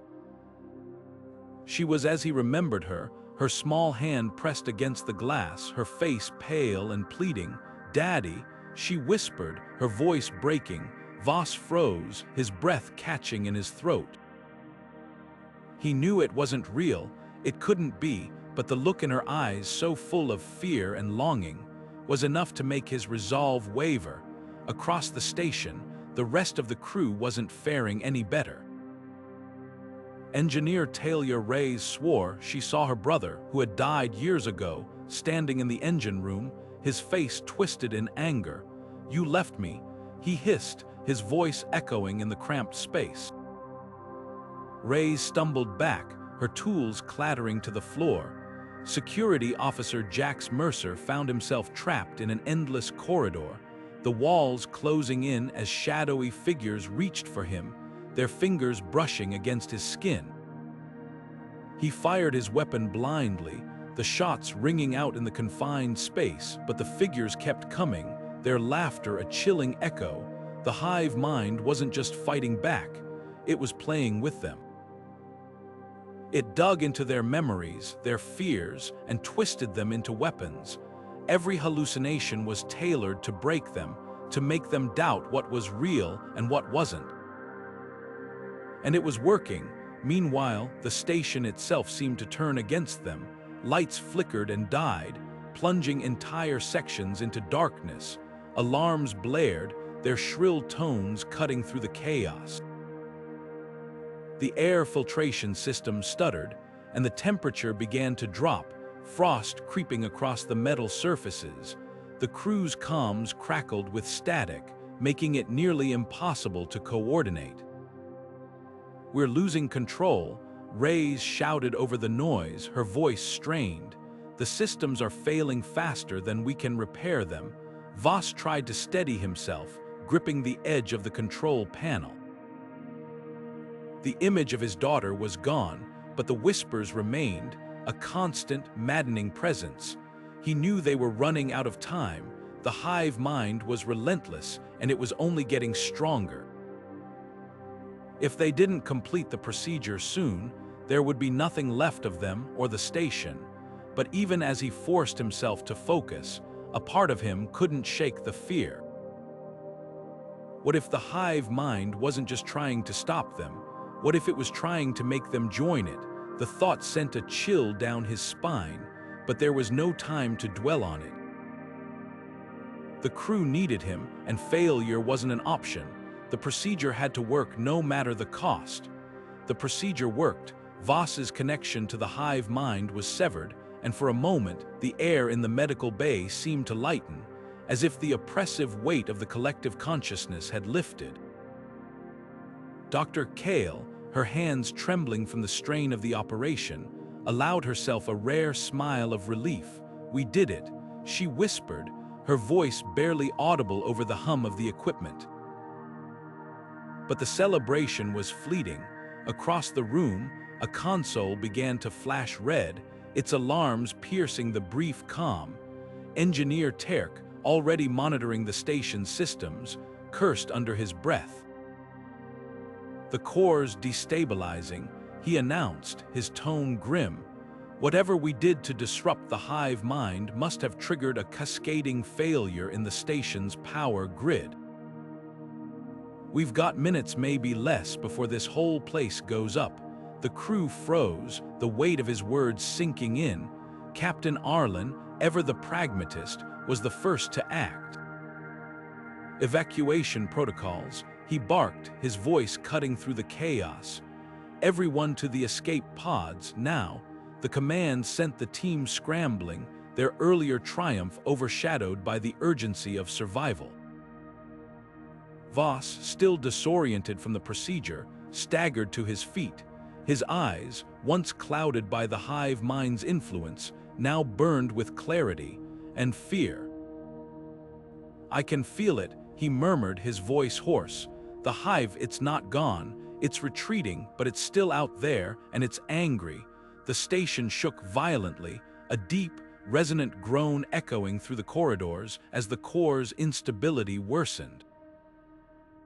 Lights flickered, and sparks rained down from overloaded conduits. Terk, already at the control panel for the escape pods, shouted over the din, "I've got 3 pods operational. That's one for each of us, but we'll have to split up. No time to reconfigure for a group launch." Dr. Kale hesitated, her gaze darting between Voss and the captain. "We can't leave him behind," she insisted, her voice strained. "He's still recovering. He won't make it on his own." Arlen's jaw tightened, his decision made in an instant. "Terk, you take Pod 1. Kale, you're with Voss in Pod 2. I'll handle Pod 3. Go." The crew moved quickly, their training overriding their fear. Terk was the first to disappear into the pod bay, his figure swallowed by the shadows of the failing station. Kale helped Voss to his feet, her grip firm but gentle as she guided him toward their escape pod. The station groaned again, a sound that seemed to come from deep within its structure, as if it were alive and protesting its impending demise. As the pod doors sealed behind them, Kale activated the launch sequence, her hands steady despite the chaos. Outside, the station's corridors were a blur of flickering lights and spiraling debris. The pod jolted as it detached, the force of the launch pressing them into their seats. Through the small viewport, Kale caught a final glimpse of the station, its once imposing silhouette now fractured, its core glowing ominously as it teetered on the brink of destruction. But even as they sped away, Voss's warning lingered in the air, a chilling reminder of what they'd left behind. The Hive mind wasn't defeated, it was regrouping. And somewhere in the vast, star-studded void, it waited. The air was thick with the stench of decay, and the sound of guttural growls echoed through the dark corridors as the crew sprinted toward their ship. Every step felt like an eternity, their boots slamming against the metal floor, each breath burning in their lungs. The infected creatures were close, too close. Their twisted, grotesque forms lunged from the shadows, claws scraping against walls, teeth bared in unnatural snarls. The crew had no time to think, only to run, their survival hinging on sheer willpower and the faint hope of reaching the ship alive. But hope was a fragile thing. As they rounded a corner, one of the creatures lunged at them with terrifying speed. It was on them before they could react, its claws slicing through the air. One of the crew members, a young engineer named Tarek, was too slow. The creature dragged him down, his screams cutting through the chaos. The others barely had time to look back before the sound was abruptly silenced. Tarek was gone, his body disappearing into the writhing mass of infected. There was no time to mourn, no time to process. They had to keep moving. The ship was in sight now, its hatch glinting under the dim emergency lights. But the creatures were relentless, their numbers growing as they poured into the corridor. The survivors pushed themselves harder, their bodies screaming in protest. Every second felt like a lifetime, every step a gamble. They reached the hatch, scrambling inside, slamming it shut just as the first of the creatures slammed against the door. The metal groaned under the impact, but it held for now. Inside the ship, the survivors collapsed, their breaths ragged, their hands trembling. The adrenaline that had carried them this far was fading, leaving behind a crushing weight of exhaustion and grief. They had made it, but at what cost? Tarek was gone, his absence a gaping wound in the group. The trauma of the escape was etched into their faces, their eyes hollow with the memory of what they had seen and what they had lost. For a moment there was silence, broken only by the distant thud of the creatures outside. No one spoke, words felt empty, inadequate. They had survived, but the cost was too high, the scars too deep. The ship's engines hummed to life, carrying them away from the nightmare, but they all knew this was far from over. The colony had been a trap, a place where survival was never meant to be an option. And now, as they hurtled through the void, the question lingered in the air, unspoken but undeniable. How many more would they lose before this was over? How many more would pay the price for their survival? Voss sat in the dimly lit medical bay of the ship, her hands trembling as she stared at the sterile white walls. The hum of the engines felt distant, almost muffled, as if the ship itself were trying to isolate her from the rest of the crew. She had survived the infection, but survival didn't feel like victory. It felt like a trap. The hive mind's presence lingered in her thoughts, a faint but persistent echo that refused to fade. She could still feel it, the cold, alien touch of its collective consciousness, the way it had wrapped itself around her mind like a suffocating vine. It had been inside her, it had seen her, and now she couldn't shake the fear that it still did. She clenched her fists, trying to ground herself in the present. The ship's AI had cleared her of any physical traces of the infection, but what about the mental scars? The memories of the hive mind were vivid, almost tactile. She could still hear its voice, a cacophony of whispers that seemed to come from everywhere and nowhere at once. It had spoken to her, not in words, but in sensations, images, emotions, and impulses that bypassed language entirely. It had shown her things, glimpses of its vast, incomprehensible existence, and those glimpses had left her fractured. Voss stood abruptly, pacing the small room as if movement could somehow shake the thoughts loose. But the harder she tried to push them away, the more they clung to her. She remembered the moment she had been infected, the searing pain, the way her body had convulsed as the alien organism invaded her bloodstream. But worse than that was the moment she had felt herself becoming part of the hive. Her individuality had begun to dissolve, her thoughts blending with the collective until she was no longer sure where she ended and it began. That was the part that terrified her most. What if it wasn't entirely gone? What if some fragment of it had stayed behind, buried deep in her mind, waiting to reassert itself? She stopped pacing and leaned against the wall, her breath coming in shallow gasps. The crew had been supportive, at least as much as they could be. They didn't understand what she had gone through, not really. How could they? Even Voss didn't fully understand it. All she knew was that she couldn't trust her own mind anymore. Every thought, every decision felt suspect. Was it really her making the choice, or was it something else? Something alien and ancient that had taken root inside her? The door slid open, and Voss flinched, her heart racing as she turned to see who it was.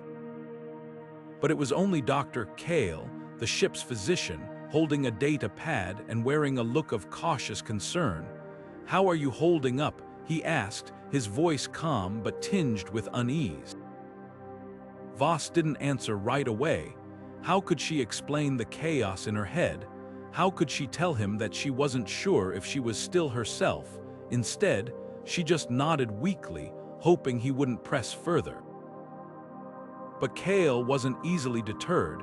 He stepped closer, his eyes scanning her face as if searching for some sign of the infection's lingering effects. "You know, it's normal to feel unsettled after something like this," he said carefully. "But if you're experiencing anything unusual, anything at all, you need to tell me." Voss looked away, her gaze falling to the floor. Unusual, everything felt unusual. The world seemed sharper, more intense, as if her senses had been recalibrated by the hive mind's touch. Colors were brighter, sounds crisper, and every sensation seemed to carry an undercurrent of something she couldn't quite name. But how could she explain that without sounding like she was losing her grip on reality? She opened her mouth to speak, but the words caught in her throat. Instead, she just nodded again, a silent acknowledgement that did nothing to ease the weight pressing down on her chest. Kale hesitated, clearly unsure of how to proceed. "We're all here for you, Voss," he said finally, his tone softening. "You're not alone in this." But as he turned to leave, Voss couldn't help but feel the opposite was true. She was alone, utterly and completely trapped in a battle with something she couldn't see, something that might already have won. The door hissed shut behind Kale, and she was left with the silence and the whispers that refused to leave her. The air inside the command module felt heavier than ever, thick with tension and the weight of impossible decisions. Voss stood at the center of the room, her eyes scanning the faces of her crew, faces etched with exhaustion, fear, and a flicker of defiance. The hive mind was no longer just a threat to their colony. It was spreading, its tendrils reaching outward, infecting other settlements, other worlds. They could feel its presence, a low hum in the back of their minds, a reminder that time was running out. "There's no other way," Voss said, her voice steady but tinged with urgency. "If we don't act now, it'll consume everything. Every colony, every outpost, it'll turn them all into extensions of itself. We have to stop it, even if it costs us everything." The room fell silent, the gravity of her words sinking in.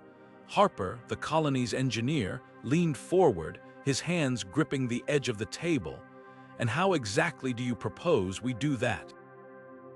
We don't even know where it is, let alone how to destroy it. For all we know, it's already too late." Voss didn't flinch. "We track it, we follow the signal back to its source.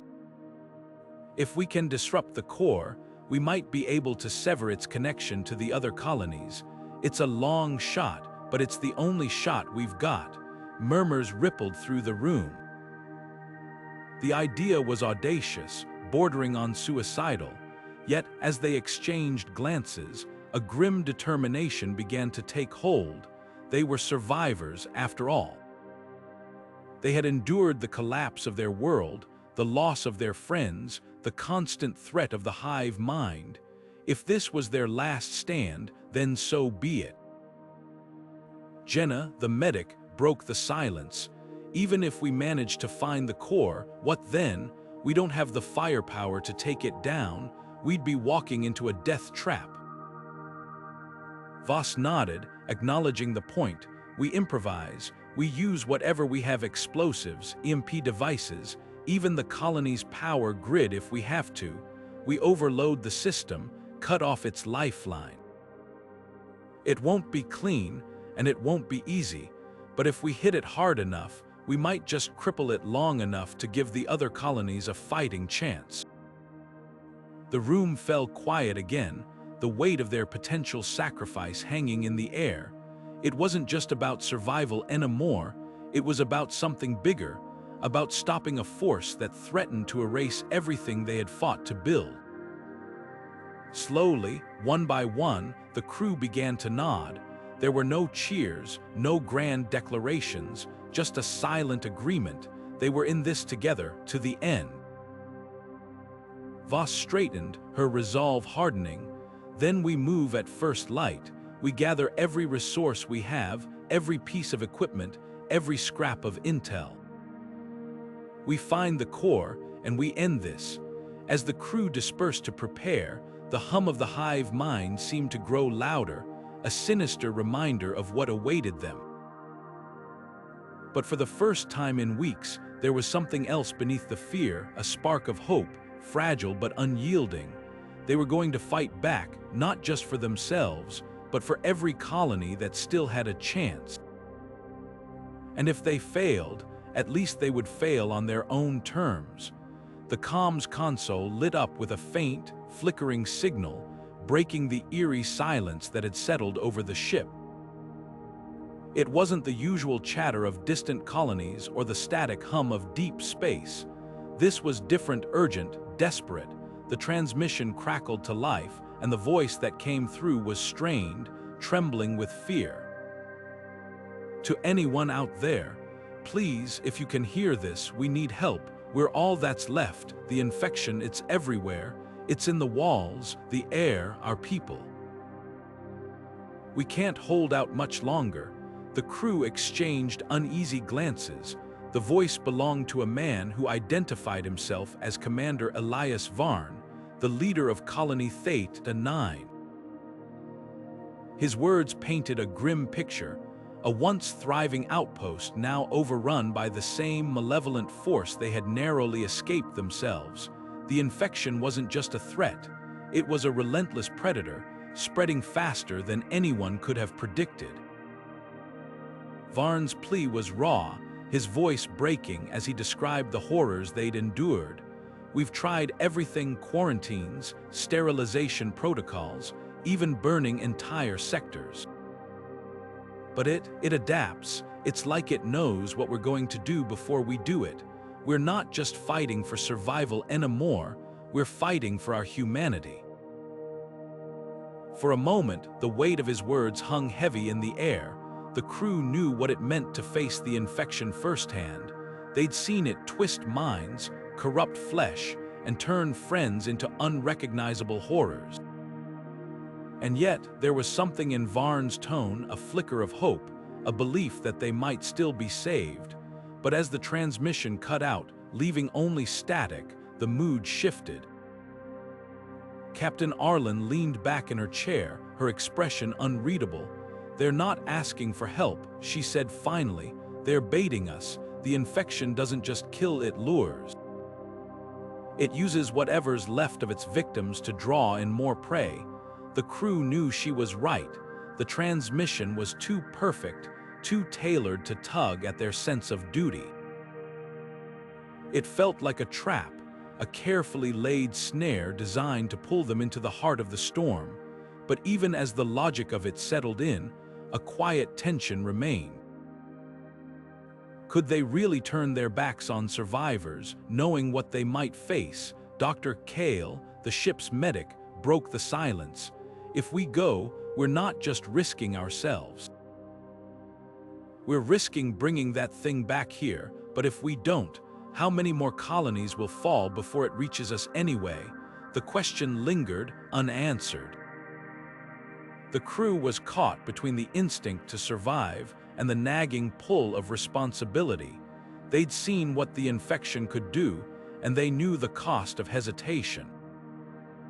But walking into a trap, even with the best intentions, could mean the end of everything they'd fought to protect. As the ship drifted closer to Colony Theta 9, the weight of their decision pressed down on them.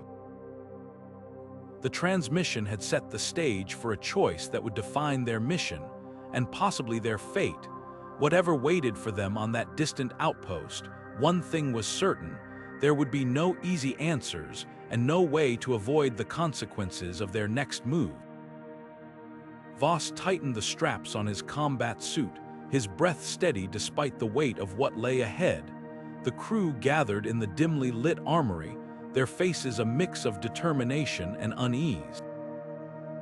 Each of them knew this was it, the final push to confront the Hive mind at its core. The air was thick with tension, but there was no time for hesitation. They had come too far to turn back now. Voss stepped forward, his voice cutting through the silence. "This is it," he said, his tone firm but calm. "We've got one shot to disrupt the Hive mind's neural network.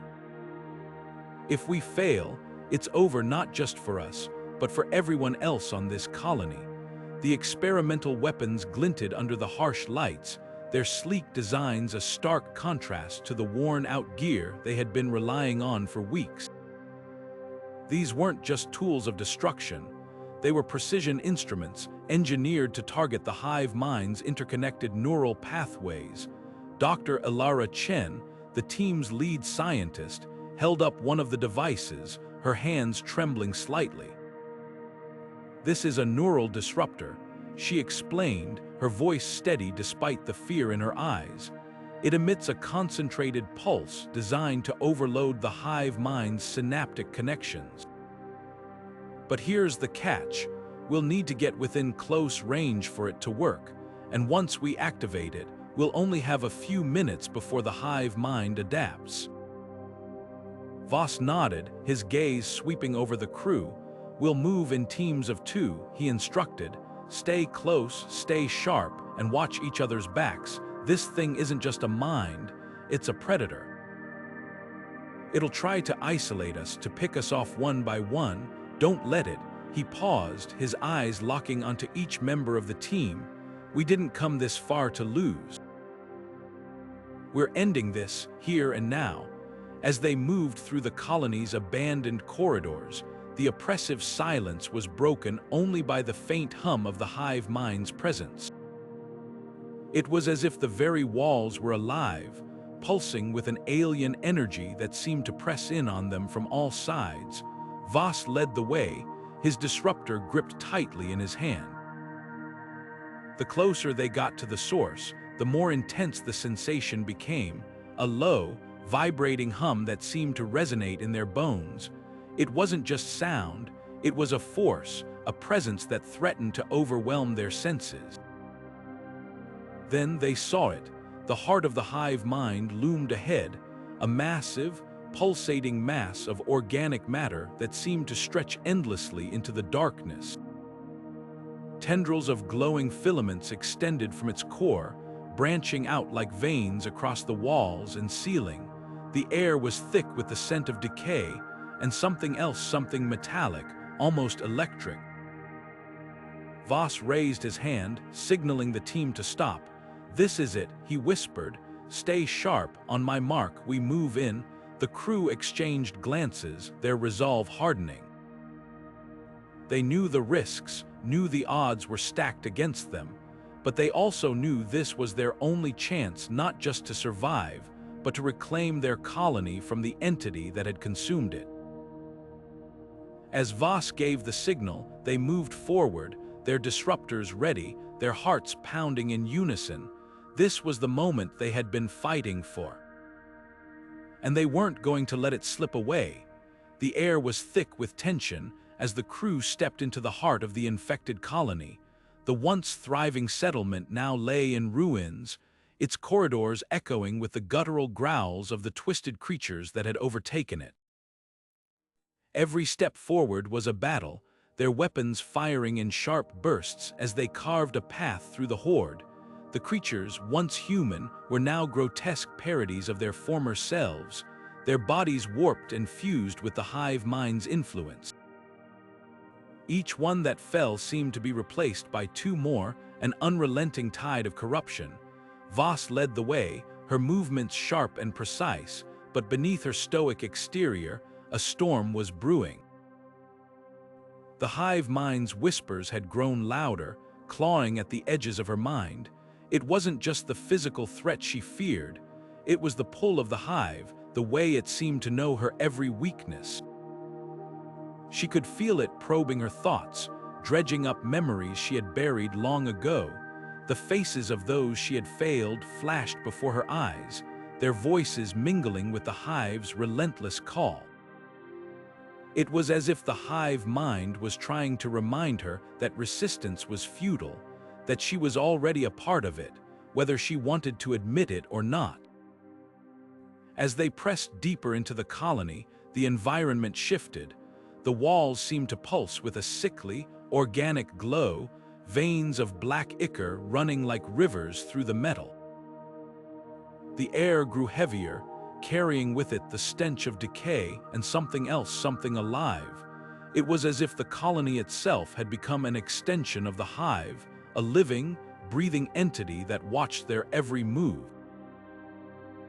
The crew's footsteps echoed unnaturally, the sound swallowed by the oppressive silence that followed. Even their breathing felt too loud, as though the hive could hear them, could sense them. A sudden screech pierced the air, and a massive creature lunged from the shadows. Its body was a chaotic amalgamation of limbs and eyes, its movements erratic yet deliberate. The crew scattered, their weapons firing in unison, but the creature seemed to absorb the damage, its form shifting and healing almost instantly. Voss hesitated for a fraction of a second, her instincts warring with the growing dread in her chest. This wasn't just another monster, it was a manifestation of the hive's will, a living weapon designed to break them, and it was working. The creature's gaze locked onto Voss, and for a moment, everything else faded away. She could feel its presence in her mind, a cold, invasive force that sought to unravel her.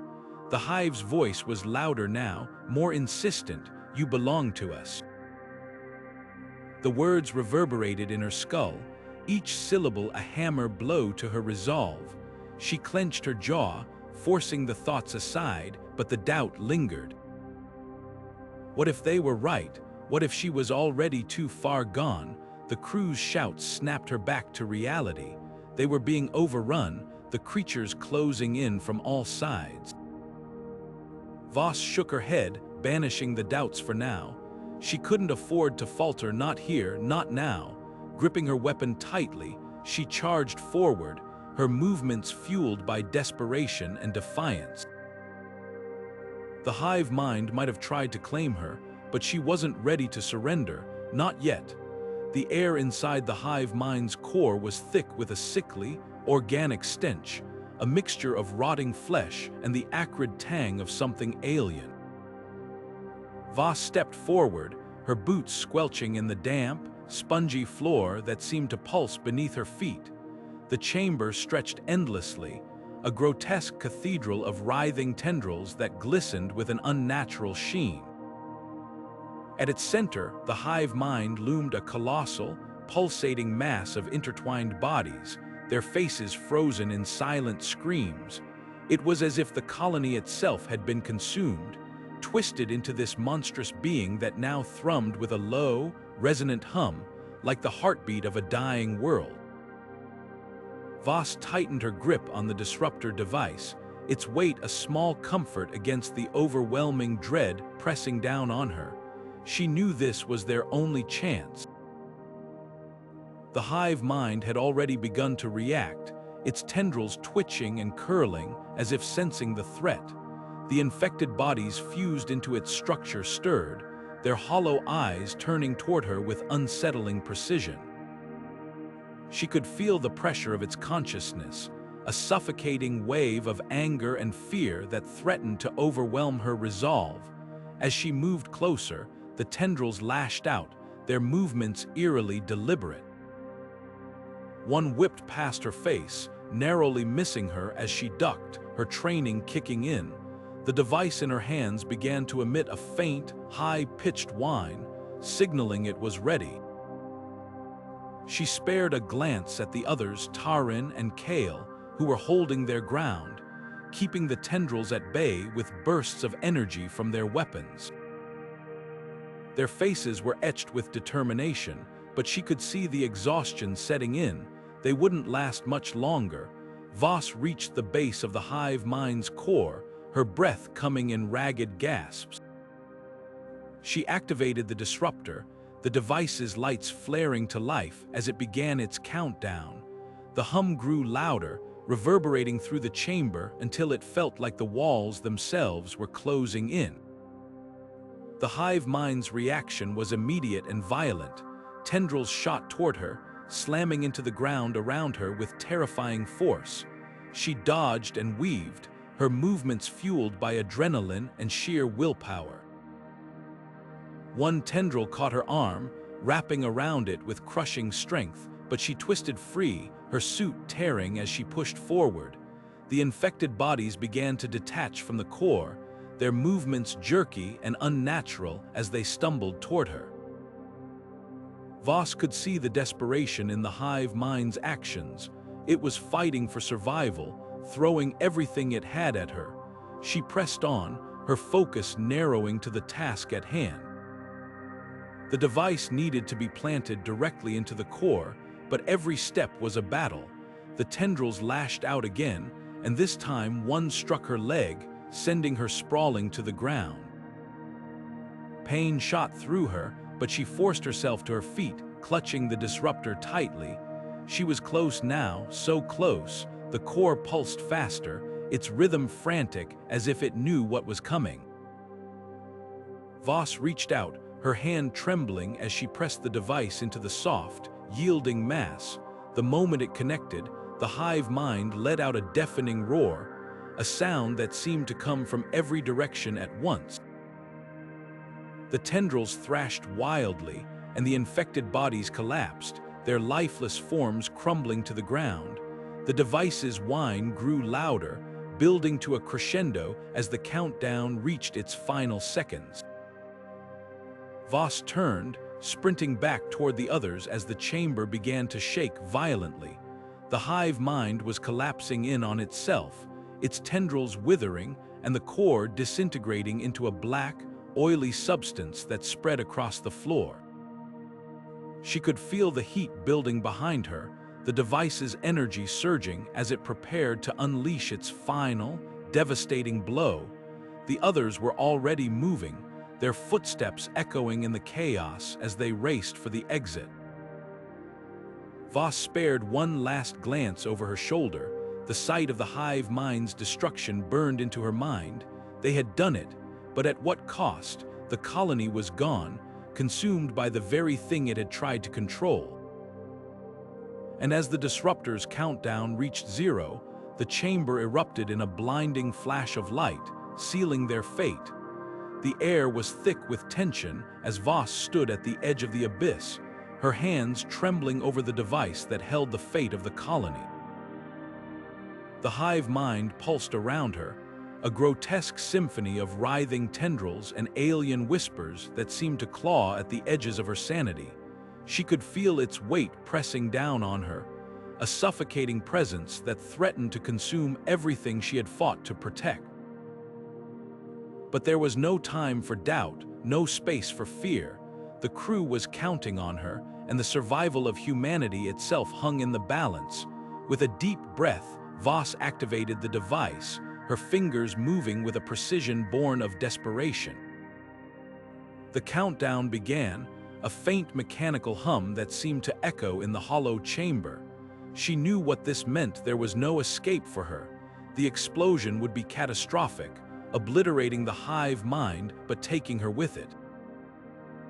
Yet, as she glanced back at the distant silhouettes of her crew, their faces etched with a mixture of grief and resolve, she felt a strange sense of peace.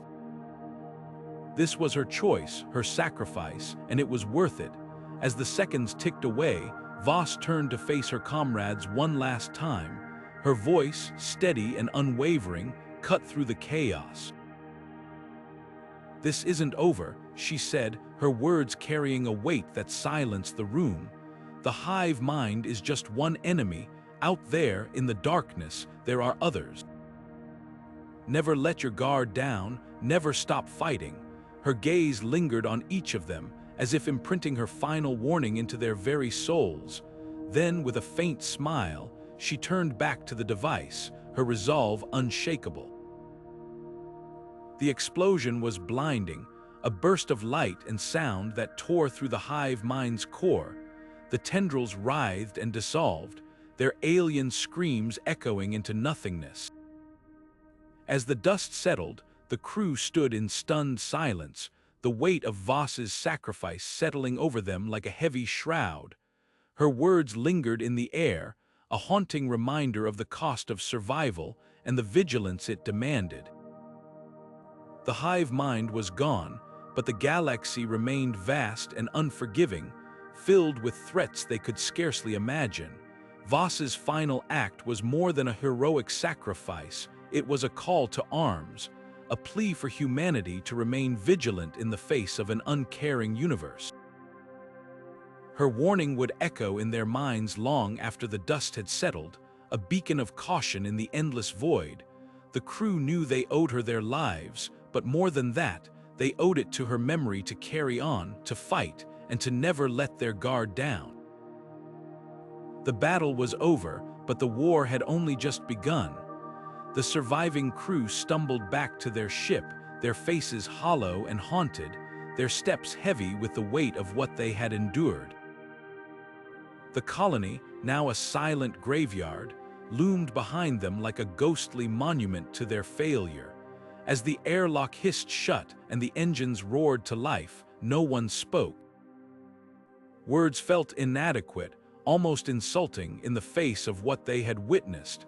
The hive mind, its whispers, its relentless hunger, its uncanny intelligence had left its mark on each of them. They were no longer the same people who had landed on that cursed planet.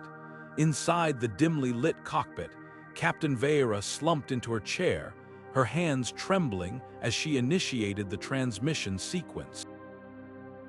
The screen flickered to life, and she stared into the camera, her eyes dark with exhaustion and something deeper, a lingering fear that refused to fade. To all nearby systems, she began, her voice steady despite the storm raging within her. "This is Captain Varn of the Eclipse. We are transmitting this message as a warning. Do not approach Colony X7. Do not investigate its signals, whatever you think you might find there. It is not worth the cost." She paused, her breath catching, as the memories surged back the way the hive mind had infiltrated their thoughts, bending their wills, turning them against one another. "This is not a simple threat," she continued, her tone hardening. "It is alive, it thinks, it adapts, and it will consume you if given the chance. Consider this a directive from the Galactic Coalition. Quarantine this sector immediately. No one should risk encountering what we have survived." The transmission ended, and the Eclipse shot into the void, leaving the colony and its horrors behind. But as the stars blurred past, a faint, almost imperceptible hum resonated through the ship. It was subtle, like a whisper at the edge of hearing, but it was there. The crew exchanged uneasy glances, their hearts pounding in unison. Could it have followed them? Had some fragment of the hive mind latched onto their ship, clinging to them like a parasite?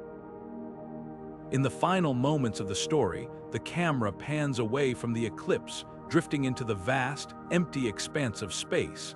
A chilling silence settles over the scene, broken only by the faint, distorted sound of a voice that shouldn't be there.